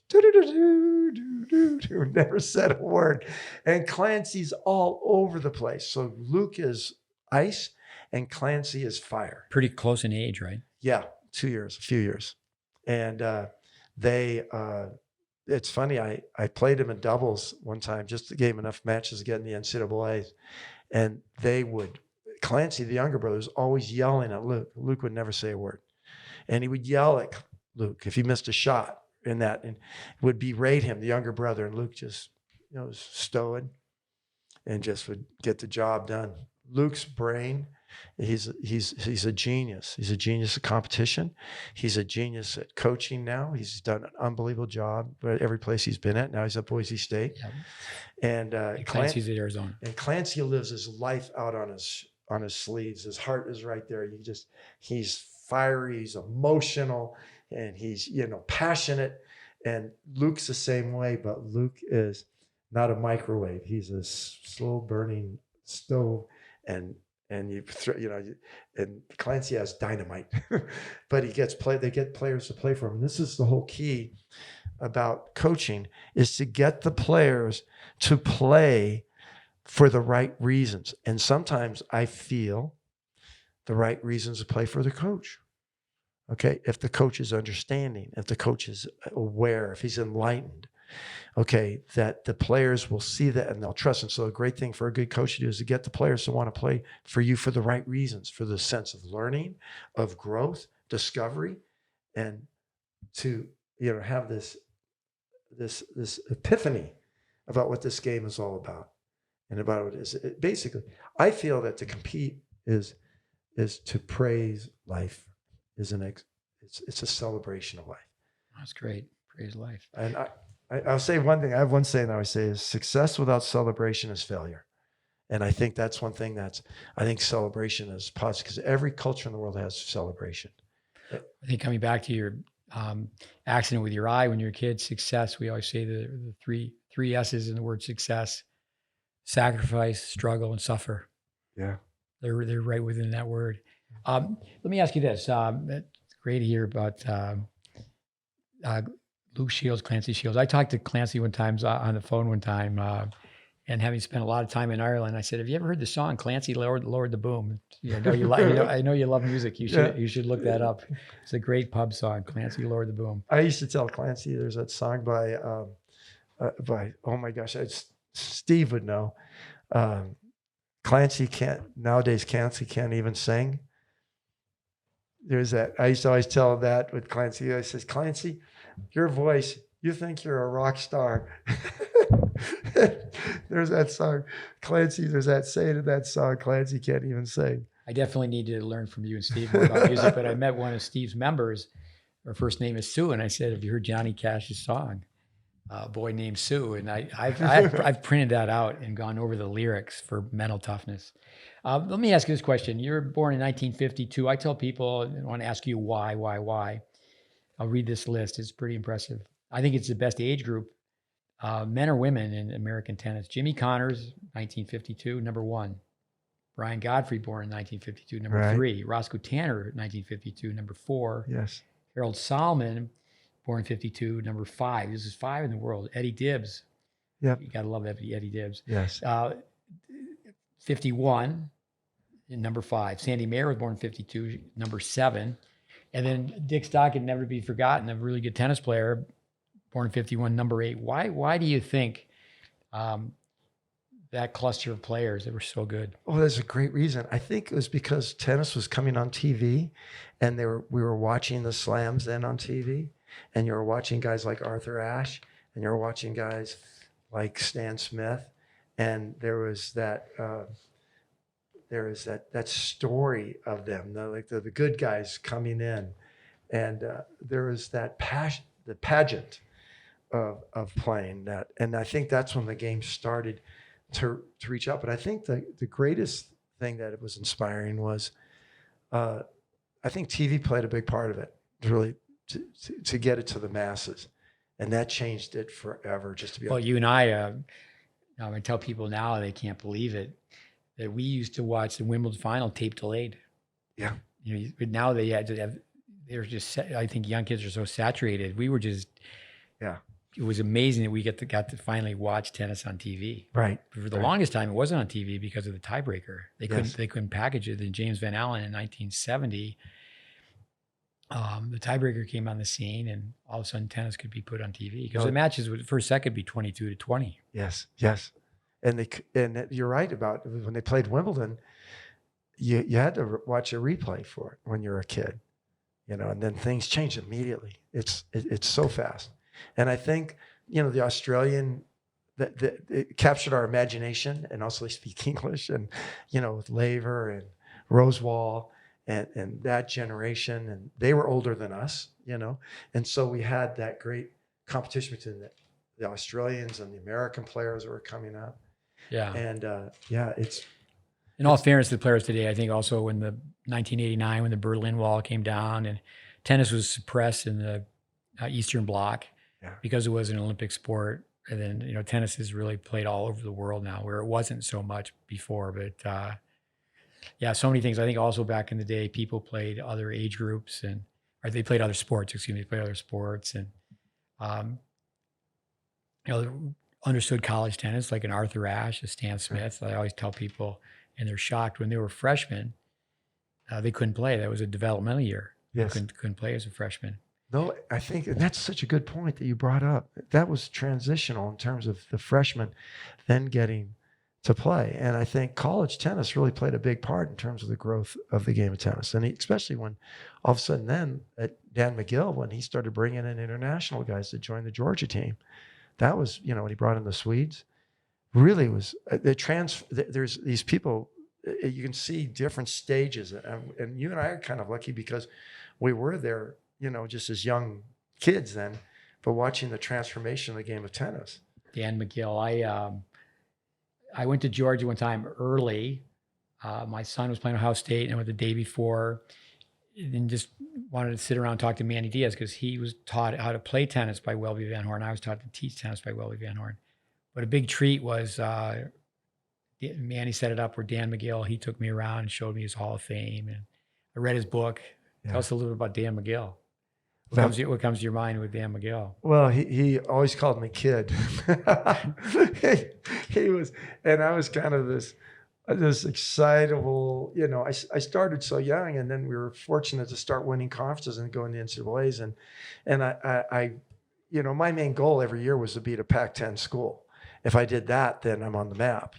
When I say that, I meant, Stanford, UCLA, Cal, and SC. And that was our goal every year with our guys. And I would play them at their places. And I always had, after a while, we would finally get a win. Every 1 or 2 years, we get a win out of the Big Four. And I think a lot of it, too, in terms of scheduling, being a college coach and a young coach, was just get along with everybody. So I always was really aware of not stepping on any toes and showing a lot of respect for Gould, Billy Wright. Billy Wright became my first good friend, then Dick Leach and I became really good friends. Tolley was just going out. George Tolley. George Tolley at SC. And so I was with him, and I always tried to pick his brain. And George was really a gracious guy, but the guys at SC. So the one thing, too, people don't understand, and I need to spell, I used to ask questions a lot with the top coaches when I was a young 20-year-old. And get along. So I'd always ask them to go to dinner or something, or go out for a glass of coffee. And I would just ask them about, team, talking about creating a team environment. How do you work with a really gifted player? And how do you work with the guys at number 6, 7, 8, and 9 that are fighting for a position? So I felt that was one thing. I think people skills, if to be really honest, I feel my people skills were really good as a young man, and I really wanted to learn. And so my first best friend on that group was Bill Wright. And so Bill then came down to play us. And then I played, Pepperdine came down to play us. That was with Alan Fox. And Alan Fox, after we played him, never wanted to play me down at Irvine anymore because we beat him. But Alan and I became good friends. And Alan was a character. Alan was a really big character. But parents should read the book, If I'm the Better Player, Why Don't I Win? But yeah. Alan Fox, not to interrupt you, but I used to, training tennis teachers, say, well, with your resume, if you could be top 10 in the world, which he was, yes. If you could get a PhD, which he got, which he had that as an accomplishment, and then also be very, very good at what you do. Yeah. Did you remember a guy named Larry Nagler? By name.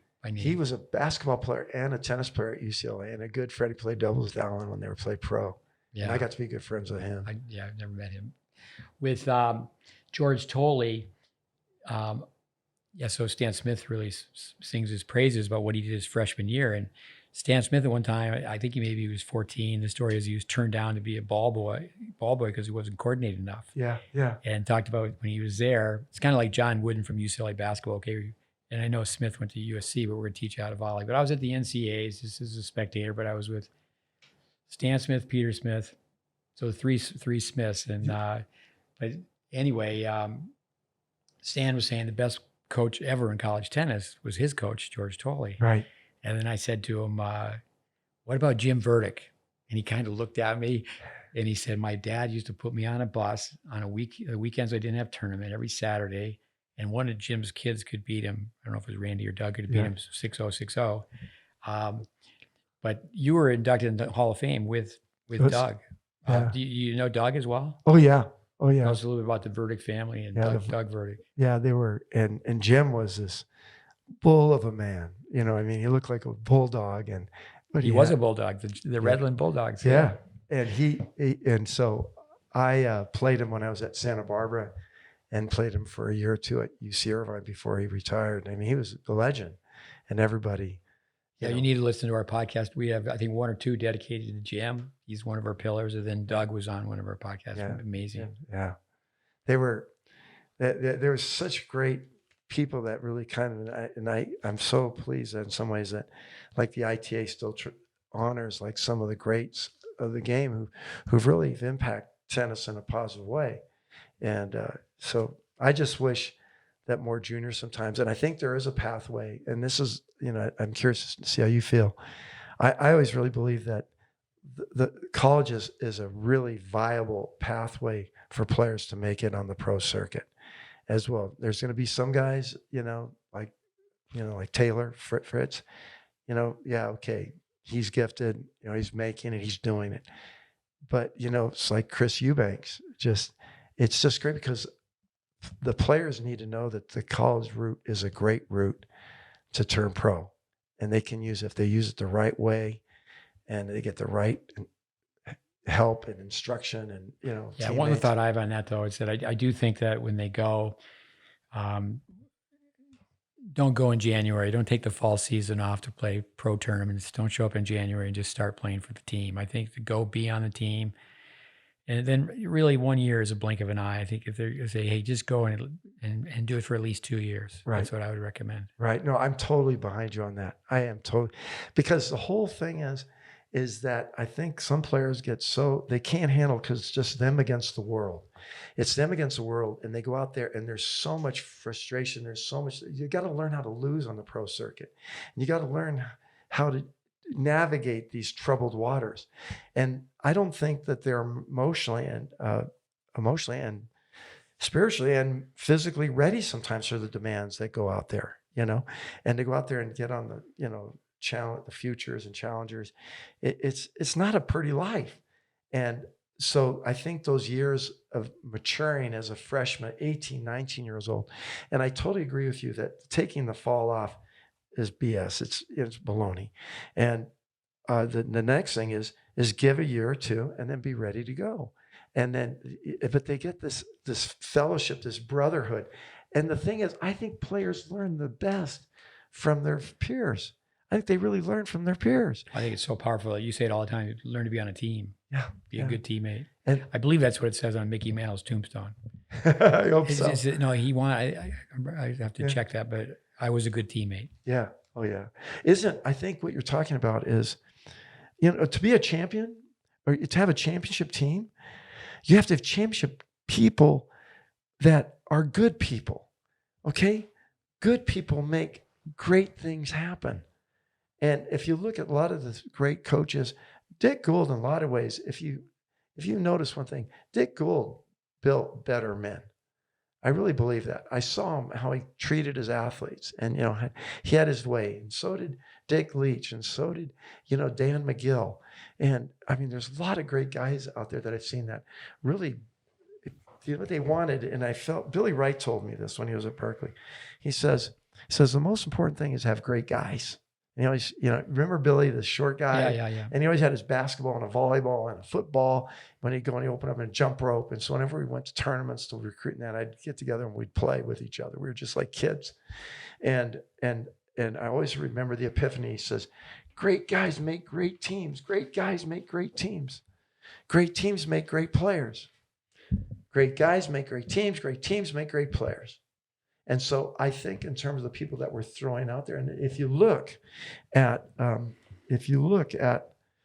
a lot of players now in the pro circuit, they have to have a team. They've gotten into it. They realize that they have someone, when they go to a tournament, they have their teams. You look at it, they have their physio, they have their coach, they have their hitting partner.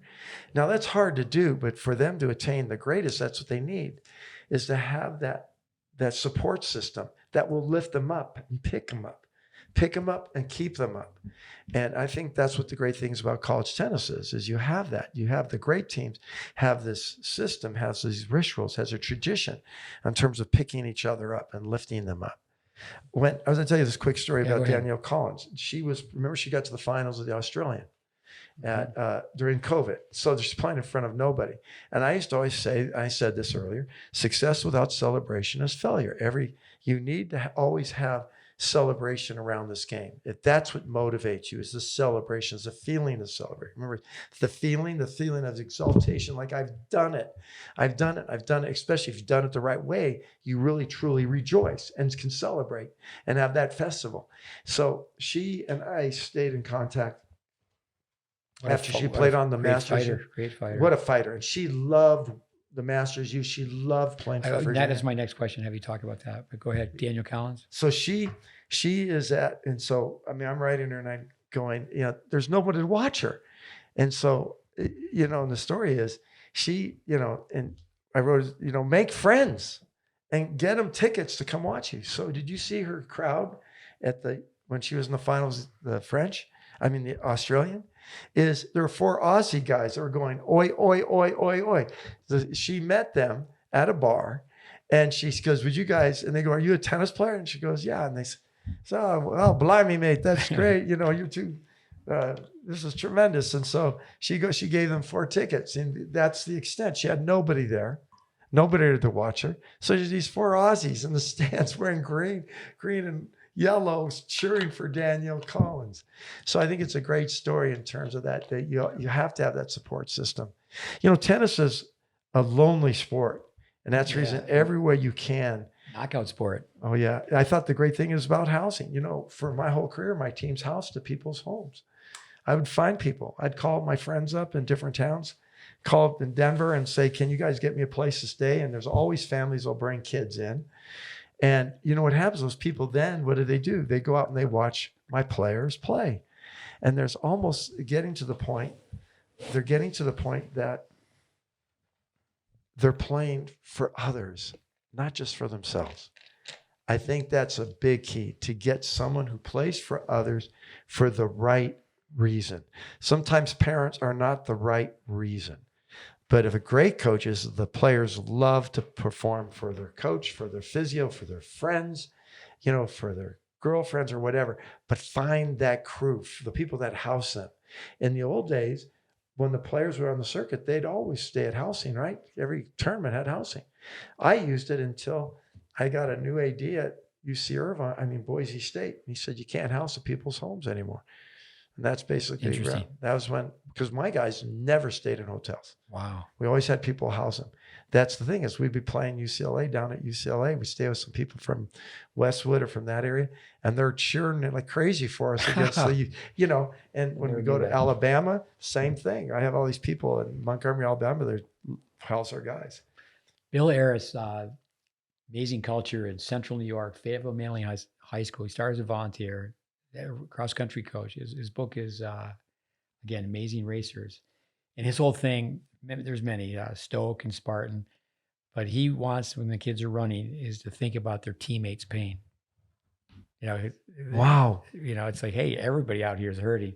But tell us a little about, I know it had a hiccup. I know that coaches, players I've worked with, directly, indirectly, have been part of it. It's back on. It was off for like a 3-year hiccup. You call it Master U, where the college players go to France. Yes. Talk about that experience. It's unbelievable experience. I love it. You still do that? I still do that. I've done it 14 years. We take our top American collegiate players and we play in world championships. And we play basically, to be honest with you, a lot of the teams have players that played American college tennis that are on the pro circuit, and they've gone, and they have to be in college in some state or form. The British are really good at it, and so are the French, because they have universities where they go to. Then they allow them to go play the circuit. And they go on to play ATP or WTA. And we take our players have to be, enrolled on a team in the U.S., and we go and play there in a system. The system is we play 2 boys, men's singles, 2 women's singles, and then men's doubles, women's doubles, and mixed doubles. And every match is worth a point. So one match lasts all day because we play on one court. So we'll start off. Wow. You start off with the singles, and it goes like number 2 women's singles, number 2 men's singles, number 1 women's singles, number 1 men's singles. Then it goes to women's doubles, men's doubles, and then mixed doubles. So we've had Mackie McDonald play on the team, Austin Krajicek play on the team, Stevie Johnson's played on our team, Danielle Collins has played on our team, Robin Anderson. Oh, the girls, some girls have done really well in the doubles, and I'm spacing out on their names. But then we've had Chris Eubanks just recently, Brandon Holt, who's done pretty well, and Marcus Giron, who's on the circuits. All those guys were on that path with the Masters U. And the Masters U is basically, it's an intense 9-10 days. We go there, we do a lot of team building, lots of team building. And it's great though. They have to talk about what their greatest experience in tennis was and what their worst experience was. It's during the semester break, December, January. Yeah, we go right after, we leave during Thanksgiving. And then it's kind of for some teams, it's good because they have a break, and other teams have to go back and take their finals. So what happens is it's just not a part. We're there. It's incredibly intense. We train and we play, and then the kids are studying. And but it's worth it. And it's been, everyone that's ever done it, I think it's been a joyous experience. It's exhausting. So the level of play, I've heard people say, well, the level of U.S. college tennis is so high. And how is it? No, it's still competitive. No, it's really competitive. It's really competitive. A lot of the players from like the UK and from France are guys on the circuit, players on the circuit that are taking, they train like at the National Training Center for England is at the Bath University. And so they have a training center for the British, and all the guys that are in college that they're trying to get them on the pros.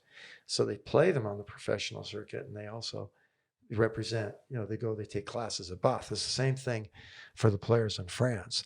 And the Chinese were doing it. They have these academies where they just basically, it's not really tight on rules about how many units you're taking or how many classes you're taking. It is for us, for the Americans, but it's not for the other countries. The Russians were coming. They just had training centers. They'd send the Russian team over.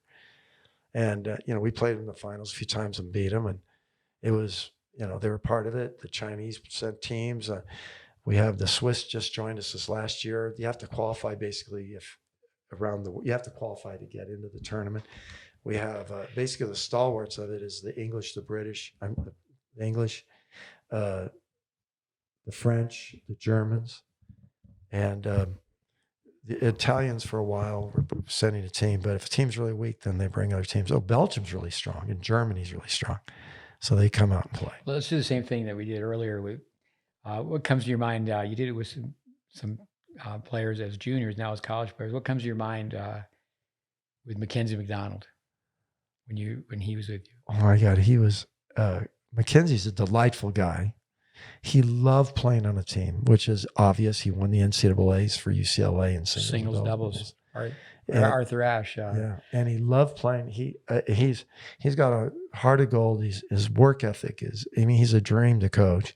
His work ethic is exemplary, and he questions in a really positive way. Like, what do you think about this? What I'm serving here, it's not in the changeovers, but also in the practices, and he's like one of my favorites. So fast. Yeah. So fast. One thing, during COVID, I wouldn't say I really coached Mackenzie, but he was at my place for 3 weeks. And I asked him so many questions, but one thing that's amazing is not only did he go to UCLA on a tennis scholarship, his sister went on a scholarship for gymnastics. And you got to think, well, I just said, tell me. And I always tease it, I used to tell him, say, the USTA should hire your father.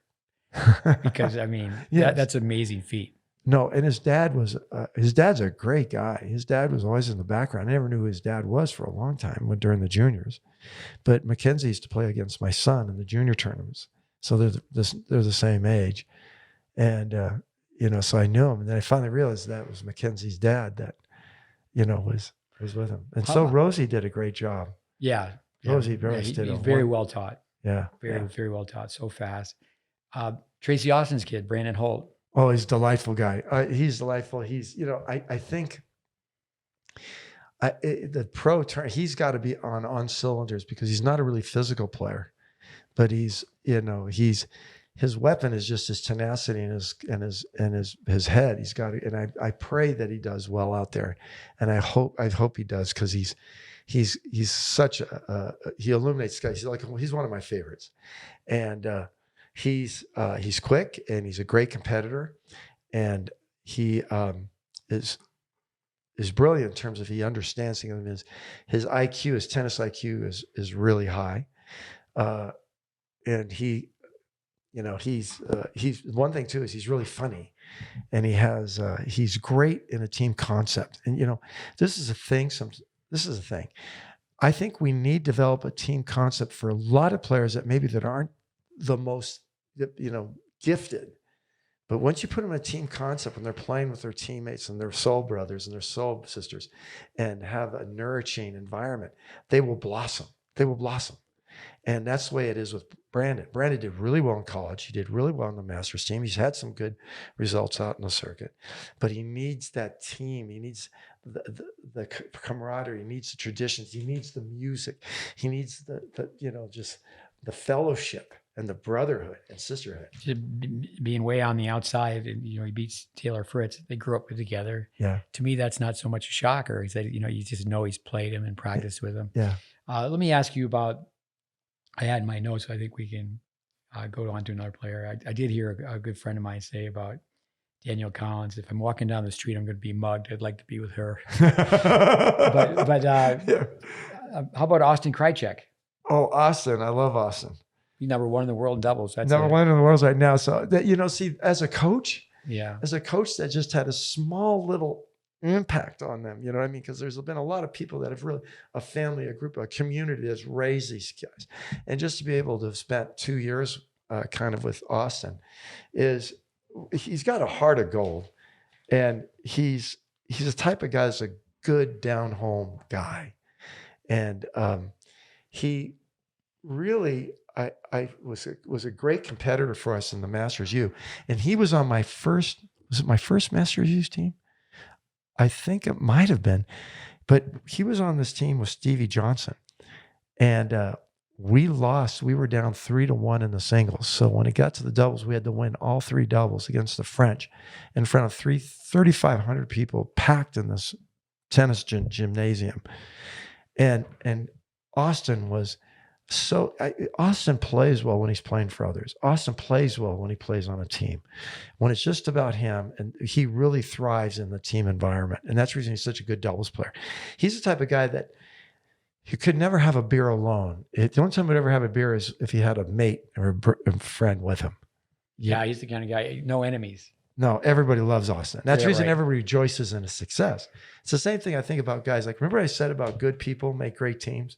Good people are basically the ones that are going to be the greatest players. And I think Rafa's a really great person. Fed's a great person. And I think Djokovic is wise enough and realize I don't need to be such a jerk out here and I need to embrace this community. I need to embrace the world. And I can't be too much of a rebel, in this, because that's where his greatness is going to be solidified. Let me tell you a story about Stevie Johnson. And I've just met him. I certainly said, I think he could serve in volley and doubles. I mean, but Stevie Johnson, so he doesn't register to play in the Australian Open. His ranking's high enough to be in the Australian Open. So I'm with Austin, and I go with him to Atlanta, and it's a wild card for a berth, a place in the Australian Open draw. So they have a meeting with everyone, and they have these really nice big chocolate chip cookies, and they offer them to everyone. And everybody turned the chocolate chip cookies down. So Stevie Johnson comes into the room late, just a couple minutes late. And then there's just this big, huge bowl of chocolate chip cookies. So he takes 2. And so anyway, he wins. He didn't even have to be there. He was already good enough to be in the draw, ranked high enough. So it might make the nutritionists roll their eyes a little bit, but sometimes I think you need to have a chocolate chip cookie. I think you could be a little bit I think too uptight. What do you think? What comes to your mind when you think of Stevie Johnson? Oh, I mean, I remember when he was dominating college tennis. He was amazing. I thought I was going to get him to Boise State. Wow. I was really close to the dad and to Stevie. I had worked with Stevie a lot in the junior national team, and I provided, opportunities for him to, I was a national coach then. And so I went back to Boise State, and I had the Shields brothers, and here we had a team that was top 10 in the country. And so we were talking to him, and I had got down to him, and it looked all systems were to go. And I thought for sure that Stevie would be a great tennis player, a great college player. Okay. And the whole thing, my whole sell to him is, you come and play for us with the Shields brothers. I had another guy by the name of Kane Feeder, who had been out and injured. He only really played 1 year for us his senior year, but he had been number 1 in the US in the juniors at one time. And so I had this group of guys, and I'm thinking, here's a national championship team. And I was, knocking on the door, making the phone calls, and had Stevie come up on a visit. And his dad came up, and his dad and I were really close friends because I had been involved with Stevie when he was 13, 14, 15, 16 years old. I was in a coaching program with him, and then he's on our junior national team then. So at the last second, and he had given us a verbal commitment, and at the last second, Peter Smith lost Bradley Klon to Stanford, and he had a scholarship. And at the last second, Peter calls up Stevie, who had given us a verbal, and said, hey, listen, I want you to come down, bring your dad down to USC or up to USC and check us out. And he offered him a scholarship right there on the spot. Next thing I know, last second, I found out Stevie wasn't going to Boise State. And I spent 5 nights, sleepless nights, just groaning and cursing the last name Smith. Just kidding, Peter. Here's something I know you've heard you mention Stevie Johnson's father. He used to have a great line, and he passed away at such an early age, but he said, tennis lets you know who you are. Yeah. That's a great line. I loved every time we would go down to Southern California to play at UCLA, Pepperdine, NSC, and San Diego.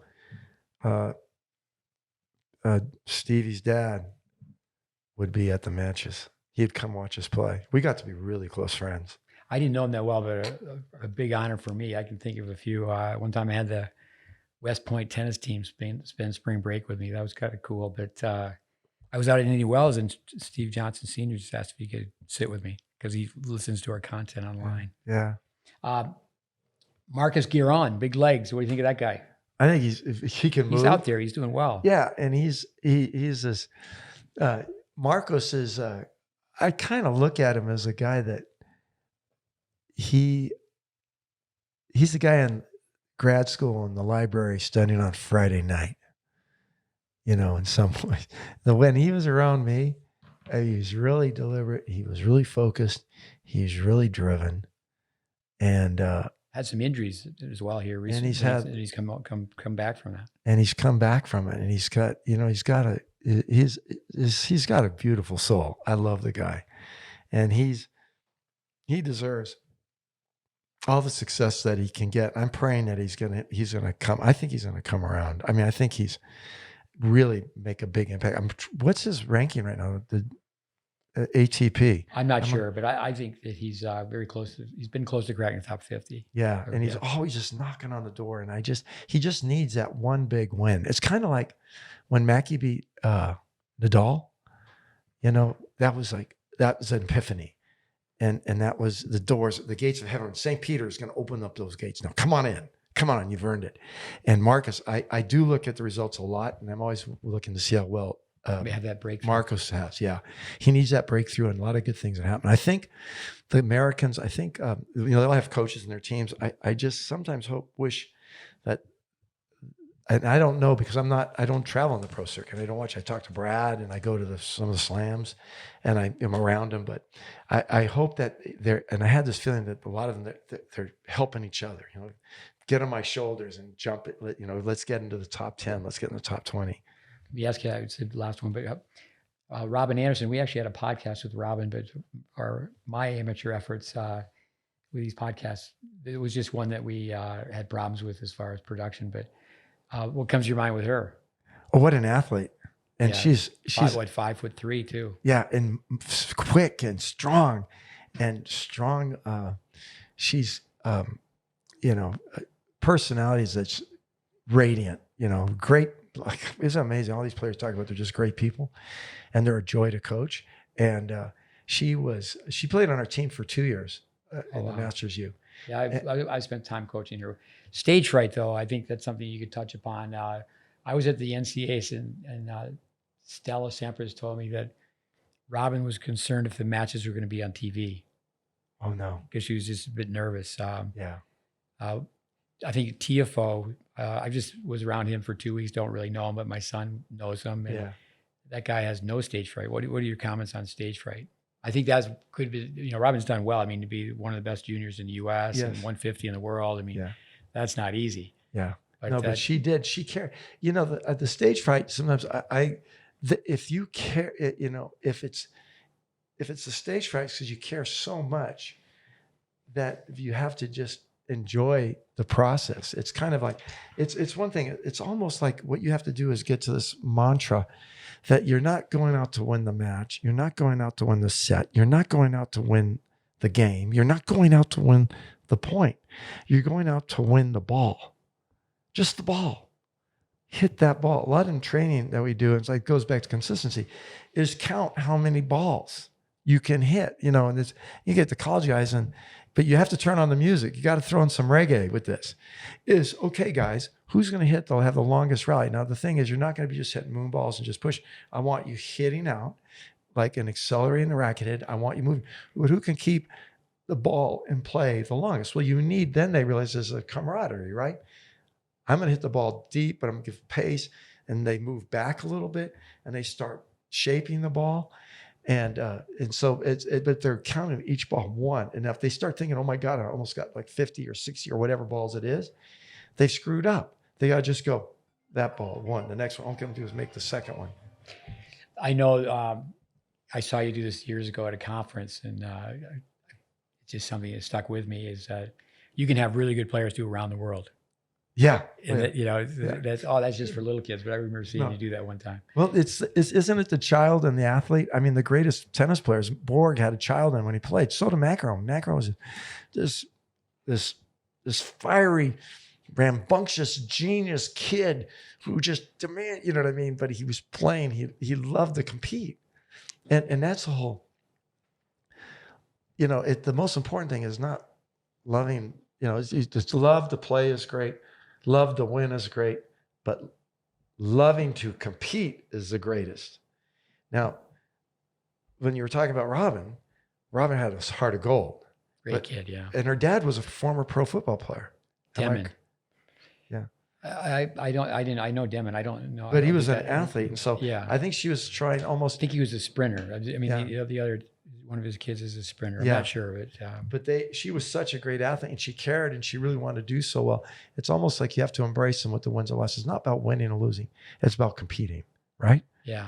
I mean, winning and losing is a byproduct of that. And it's really the people that can embrace.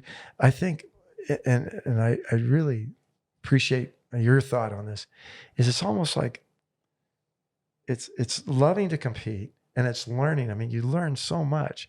And usually sometimes the best way to learn is to lose. You know, but what did you learn from that? What did your opponent do well? Yeah, Bill Tilden, tennis players are born out of defeat. Yep. No undefeated tennis players.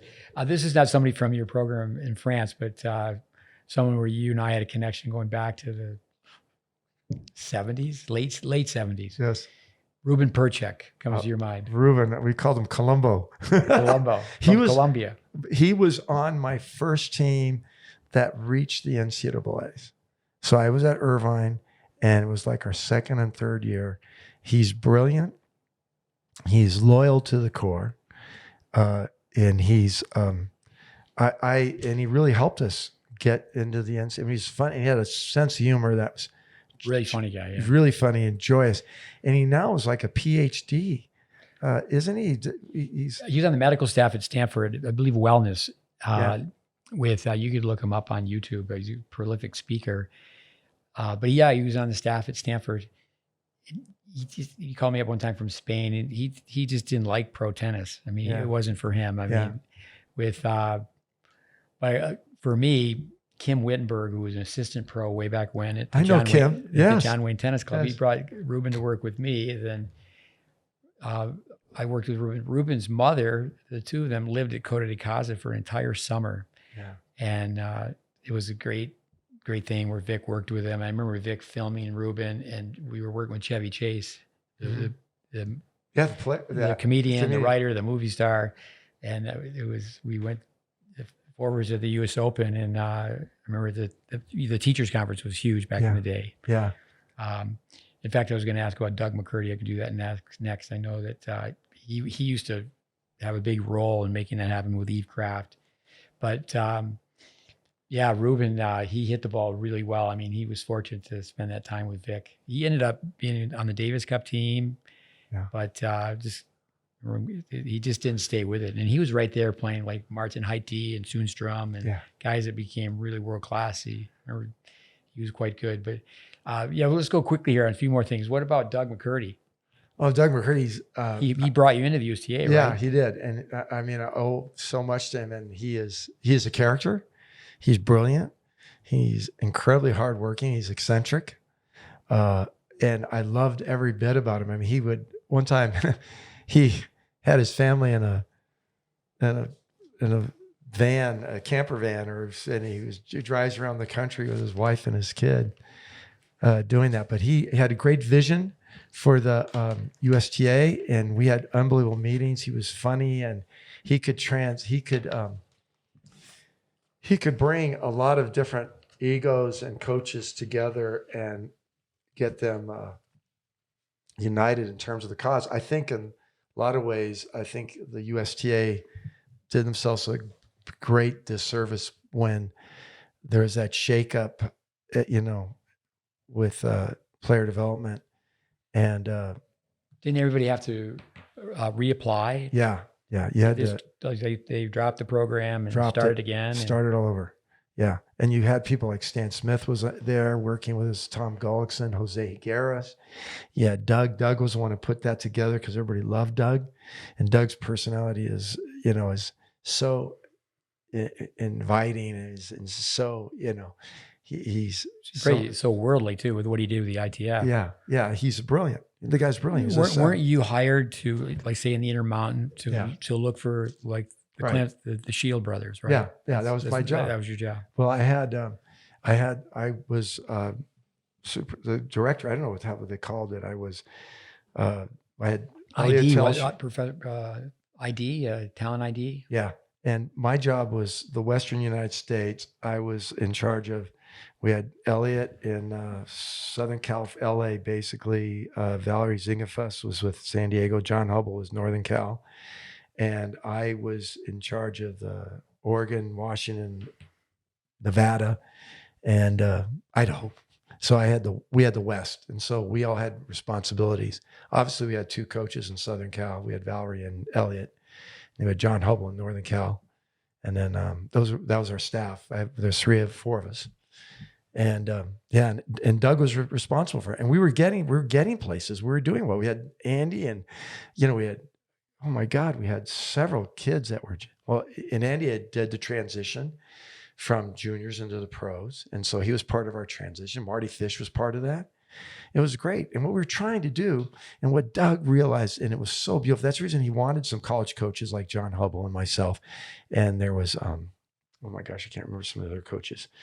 But what he wanted to do is he wanted Americans to embrace this idea that we're Americans, we're all on the same team, and we're all going to be here for each other, and we're going to bring them together. And that there was not only the educational and the training and the competing, there's also the social things that to try integrate the complete player, and the fact that we belong to something, they belong to American USA Tennis, and the coaches we all embraced it. We all embraced it. And we all felt like this is the way to go. We had Stan Smith was at all our meetings. He was one of our coaches. Like I said, we had great minds. Paul then came in, but Paul came in, and Anacone was in it. And then when Doug left, then Paul took over as the chairman. Now it's was Martin Blackman. I think Martin's still doing it. Yeah, he's the GM still. Yeah. So I'm part of, now what I like, my goal is to still keep the USTA actively involved with the college program, that the college players, we do have a pathway. We do have great kids that could be world-class players on the pro circuit that are collegiate players, but please provide them the chance to compete internationally during the times off their summer and during the Christmas time, when we do the Masters U. I do think there's so many great people and great causes currently and in the past that have been with the USTA. They got player development in 1987, but for my position, it's not really at the level that you were at with the USTA or with top junior or top college tennis players onto the pros. I think in American tennis, we need to do a much, much better job with how we teach kids when they're 7, 8, 9 years old. Yeah. Let me ask you, I'll skip this question. Raleigh Grossbaum, who he asked me to say, how do you get top players to go to Boise State? I think what people need to do is just listen to this podcast. And they'll know how you did that. Especially with Luke there and Beck Rogar there, they're awesome. And Luke won this is the funny thing about the Shields brothers is, they played each other. Arizona was top 10, 12, 13 around there in the national rankings. And Boise State played Arizona in the first round of the NCAAs this year, which was a war and a battle. And it was great. It captures the imagination. I think to have these two farm boys from Grand Junction coaching teams competing and fighting in the NCAAs. It's kind of on the basketball side. It was the Hurley family, and now it's what a family. And the Shields are gonna, right now the dominant team in the Pac-10 is Arizona with Clancy Shields, and it's joyous to see those. And like you said, I'm really proud of how many guys that have played for me are college coaches. I mean, I've got like 12 guys that are out there. Yeah. Small. One thing about you just mentioned, I know Steve Campbell would understand this. We had this program where we were training to become tennis teachers. And there's only so much time in the day, but if people really want to study character, they just need to go to YouTube and study the Hurley basketball story. Yes. The family from New Jersey. Yeah.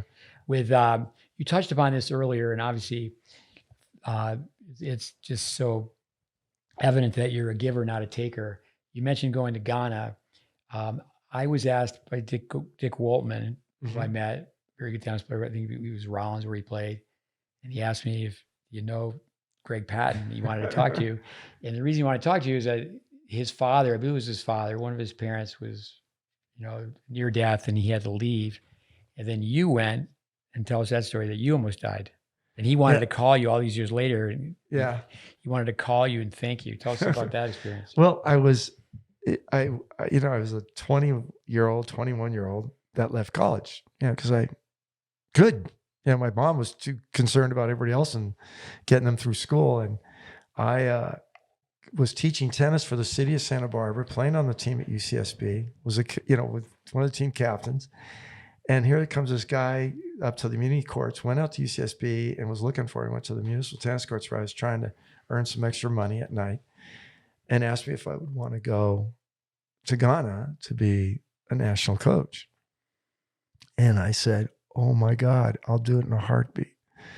And I went over there and I was in Ghana for, I don't know how long. But while I was in Ghana, I didn't bring a surfboard. I brought a boogie board because we lived, everybody in my family surfed. So I couldn't take a surfboard because it was too expensive and they were it was so big. So I bought a little boogie board. I got a boogie board when they were coming out, and I went to Ghana and I was coaching their national team. I was trying to develop players to go. And the ironic thing is I tried to take the team to South Africa, but because of our apartheid, I couldn't do it. And that was I was naive. We got to go to South Africa. And this first thing I said, and the Ghanaians that were involved with the program said, we can't go. They won't play. African countries can't get into play there. It's only white players. So I even wrote a few letters to USTA, like, it's the USTA or I can't remember who I wrote. So I was trying to be the first person to bring Ghanaians to South Africa. But we played there, and I loved every second of it. And I was with two brothers, Joe and Tim Brooks were the other coaches, two brothers. So there's three of us. And I got dysentery. And I don't know, and it hit me fast. Next thing I know, I was in a hospital. And in the hospital, the nurses, even if the nurses were there, if they were tired, they would just get into a bed in this ward and go to sleep. And you needed people to feed you. And so the Peace Corps was having this guy come a lot, over to feed me, bring me food, breakfast, lunch, and dinner. And as soon as I was healthy enough, the Peace Corps flew me out. I had no choice. All I knew is I was on a plane. And I went to DC. I was in a hospital in DC for around a week. And then they flew me to Santa Barbara. I got better for like 2 days. And the next thing I knew, I was back in a hospital. And so I'm skinny. And I've always been skinny since then. I lost all my weight. But it was the way then I went to Westmont. I was there for a month. My AD at Santa Barbara hired me because I knew he remembered their coach left. And so it's just pure luck. I was going to play at this Christian school, which I couldn't, I didn't have eligibility to play at UCSB anymore. So I'm at Westmont on their team. Next thing I know, I'm coaching UC Santa Barbara because I had one thing on my resume. I was the national coach of Ghana for 3 months. And I mean, the guy told me this years later, how did I get that job at UCSB? He goes, well, we remembered you were raising money through concerts. We figured you had, you're creative and you had this ambition and you're energetic. And also the thing that really helped us on on my resume was, I taught tennis at Muni tennis courts in Santa Barbara and I coached the Ghanaian national team. Wow. Interesting. So praise God. Just a couple more. I appreciate all your time. Okay. Parents. We have parents listening to the podcast. What advice do you have for parents who are bringing up tennis players? Wow. That is I'd say no. Yeah. It could be a book. Yeah, that could be a book. Volumes. Oh my God. It's, I think the one thing about parents is it's, show them that a lot of love. I used to have a saying about this. My job, like when I was in college, I had my son and my daughter, I taught him it came always down to, I always wrote it down to me, be their parent, don't be their coach. So that what I eventually did, that was the smartest thing is I got my assistant coaches to coach my kids is don't be involved with your job is to be their parent. It's not to be their coach. It's you teach them life values. And so that's what it all comes in. And it's there to support them. And you've always heard about the drive home with the kid. And I even found it hard when I was with my kids, but I had been around so many parents as a college coach, that and it's seen that and seen on the recruiting and with the national team, who the good parents were and who the bad parents were. That my main thing is all you got to do is just love them for who they are and let that journey, the great players, always the parents let them go. And they entrusted them in people where a kid could discern between a coach and a parent. Okay. They can discern that. And it's, a parent, it's a rough job, but you got to be more involved about that soul and the person and not the athlete. I remember when Jimmy Connors' mother passed away, Gloria, and she pulled Jimmy off the court every time he was getting really excited about tennis when he was a young kid. He said, we got to go. So yeah, there's so much to being a tennis parent. With you're such an upbeat, positive guy. Steve Campbell, your brother-in-law, told me that Colleen, Steve's daughter, Corey, your team, whatever it was, they were rude. They didn't leave the locker room cleaner than they found it. And Corey heard Uncle Greg lose it. So our listeners hear how positive you are, but there's a time where you can actually be the velvet hammer. Yeah, no, sometimes you got to be. But as a coach, you have that ability. Yeah. As a parent, when it comes to tennis, you don't have that ability. But as a parent, when they're at home, you have that ability. Make that bed, do the right things. No, that's the thing, to be honest with you, as a coach, I have an intense side and a kind of a volatile side.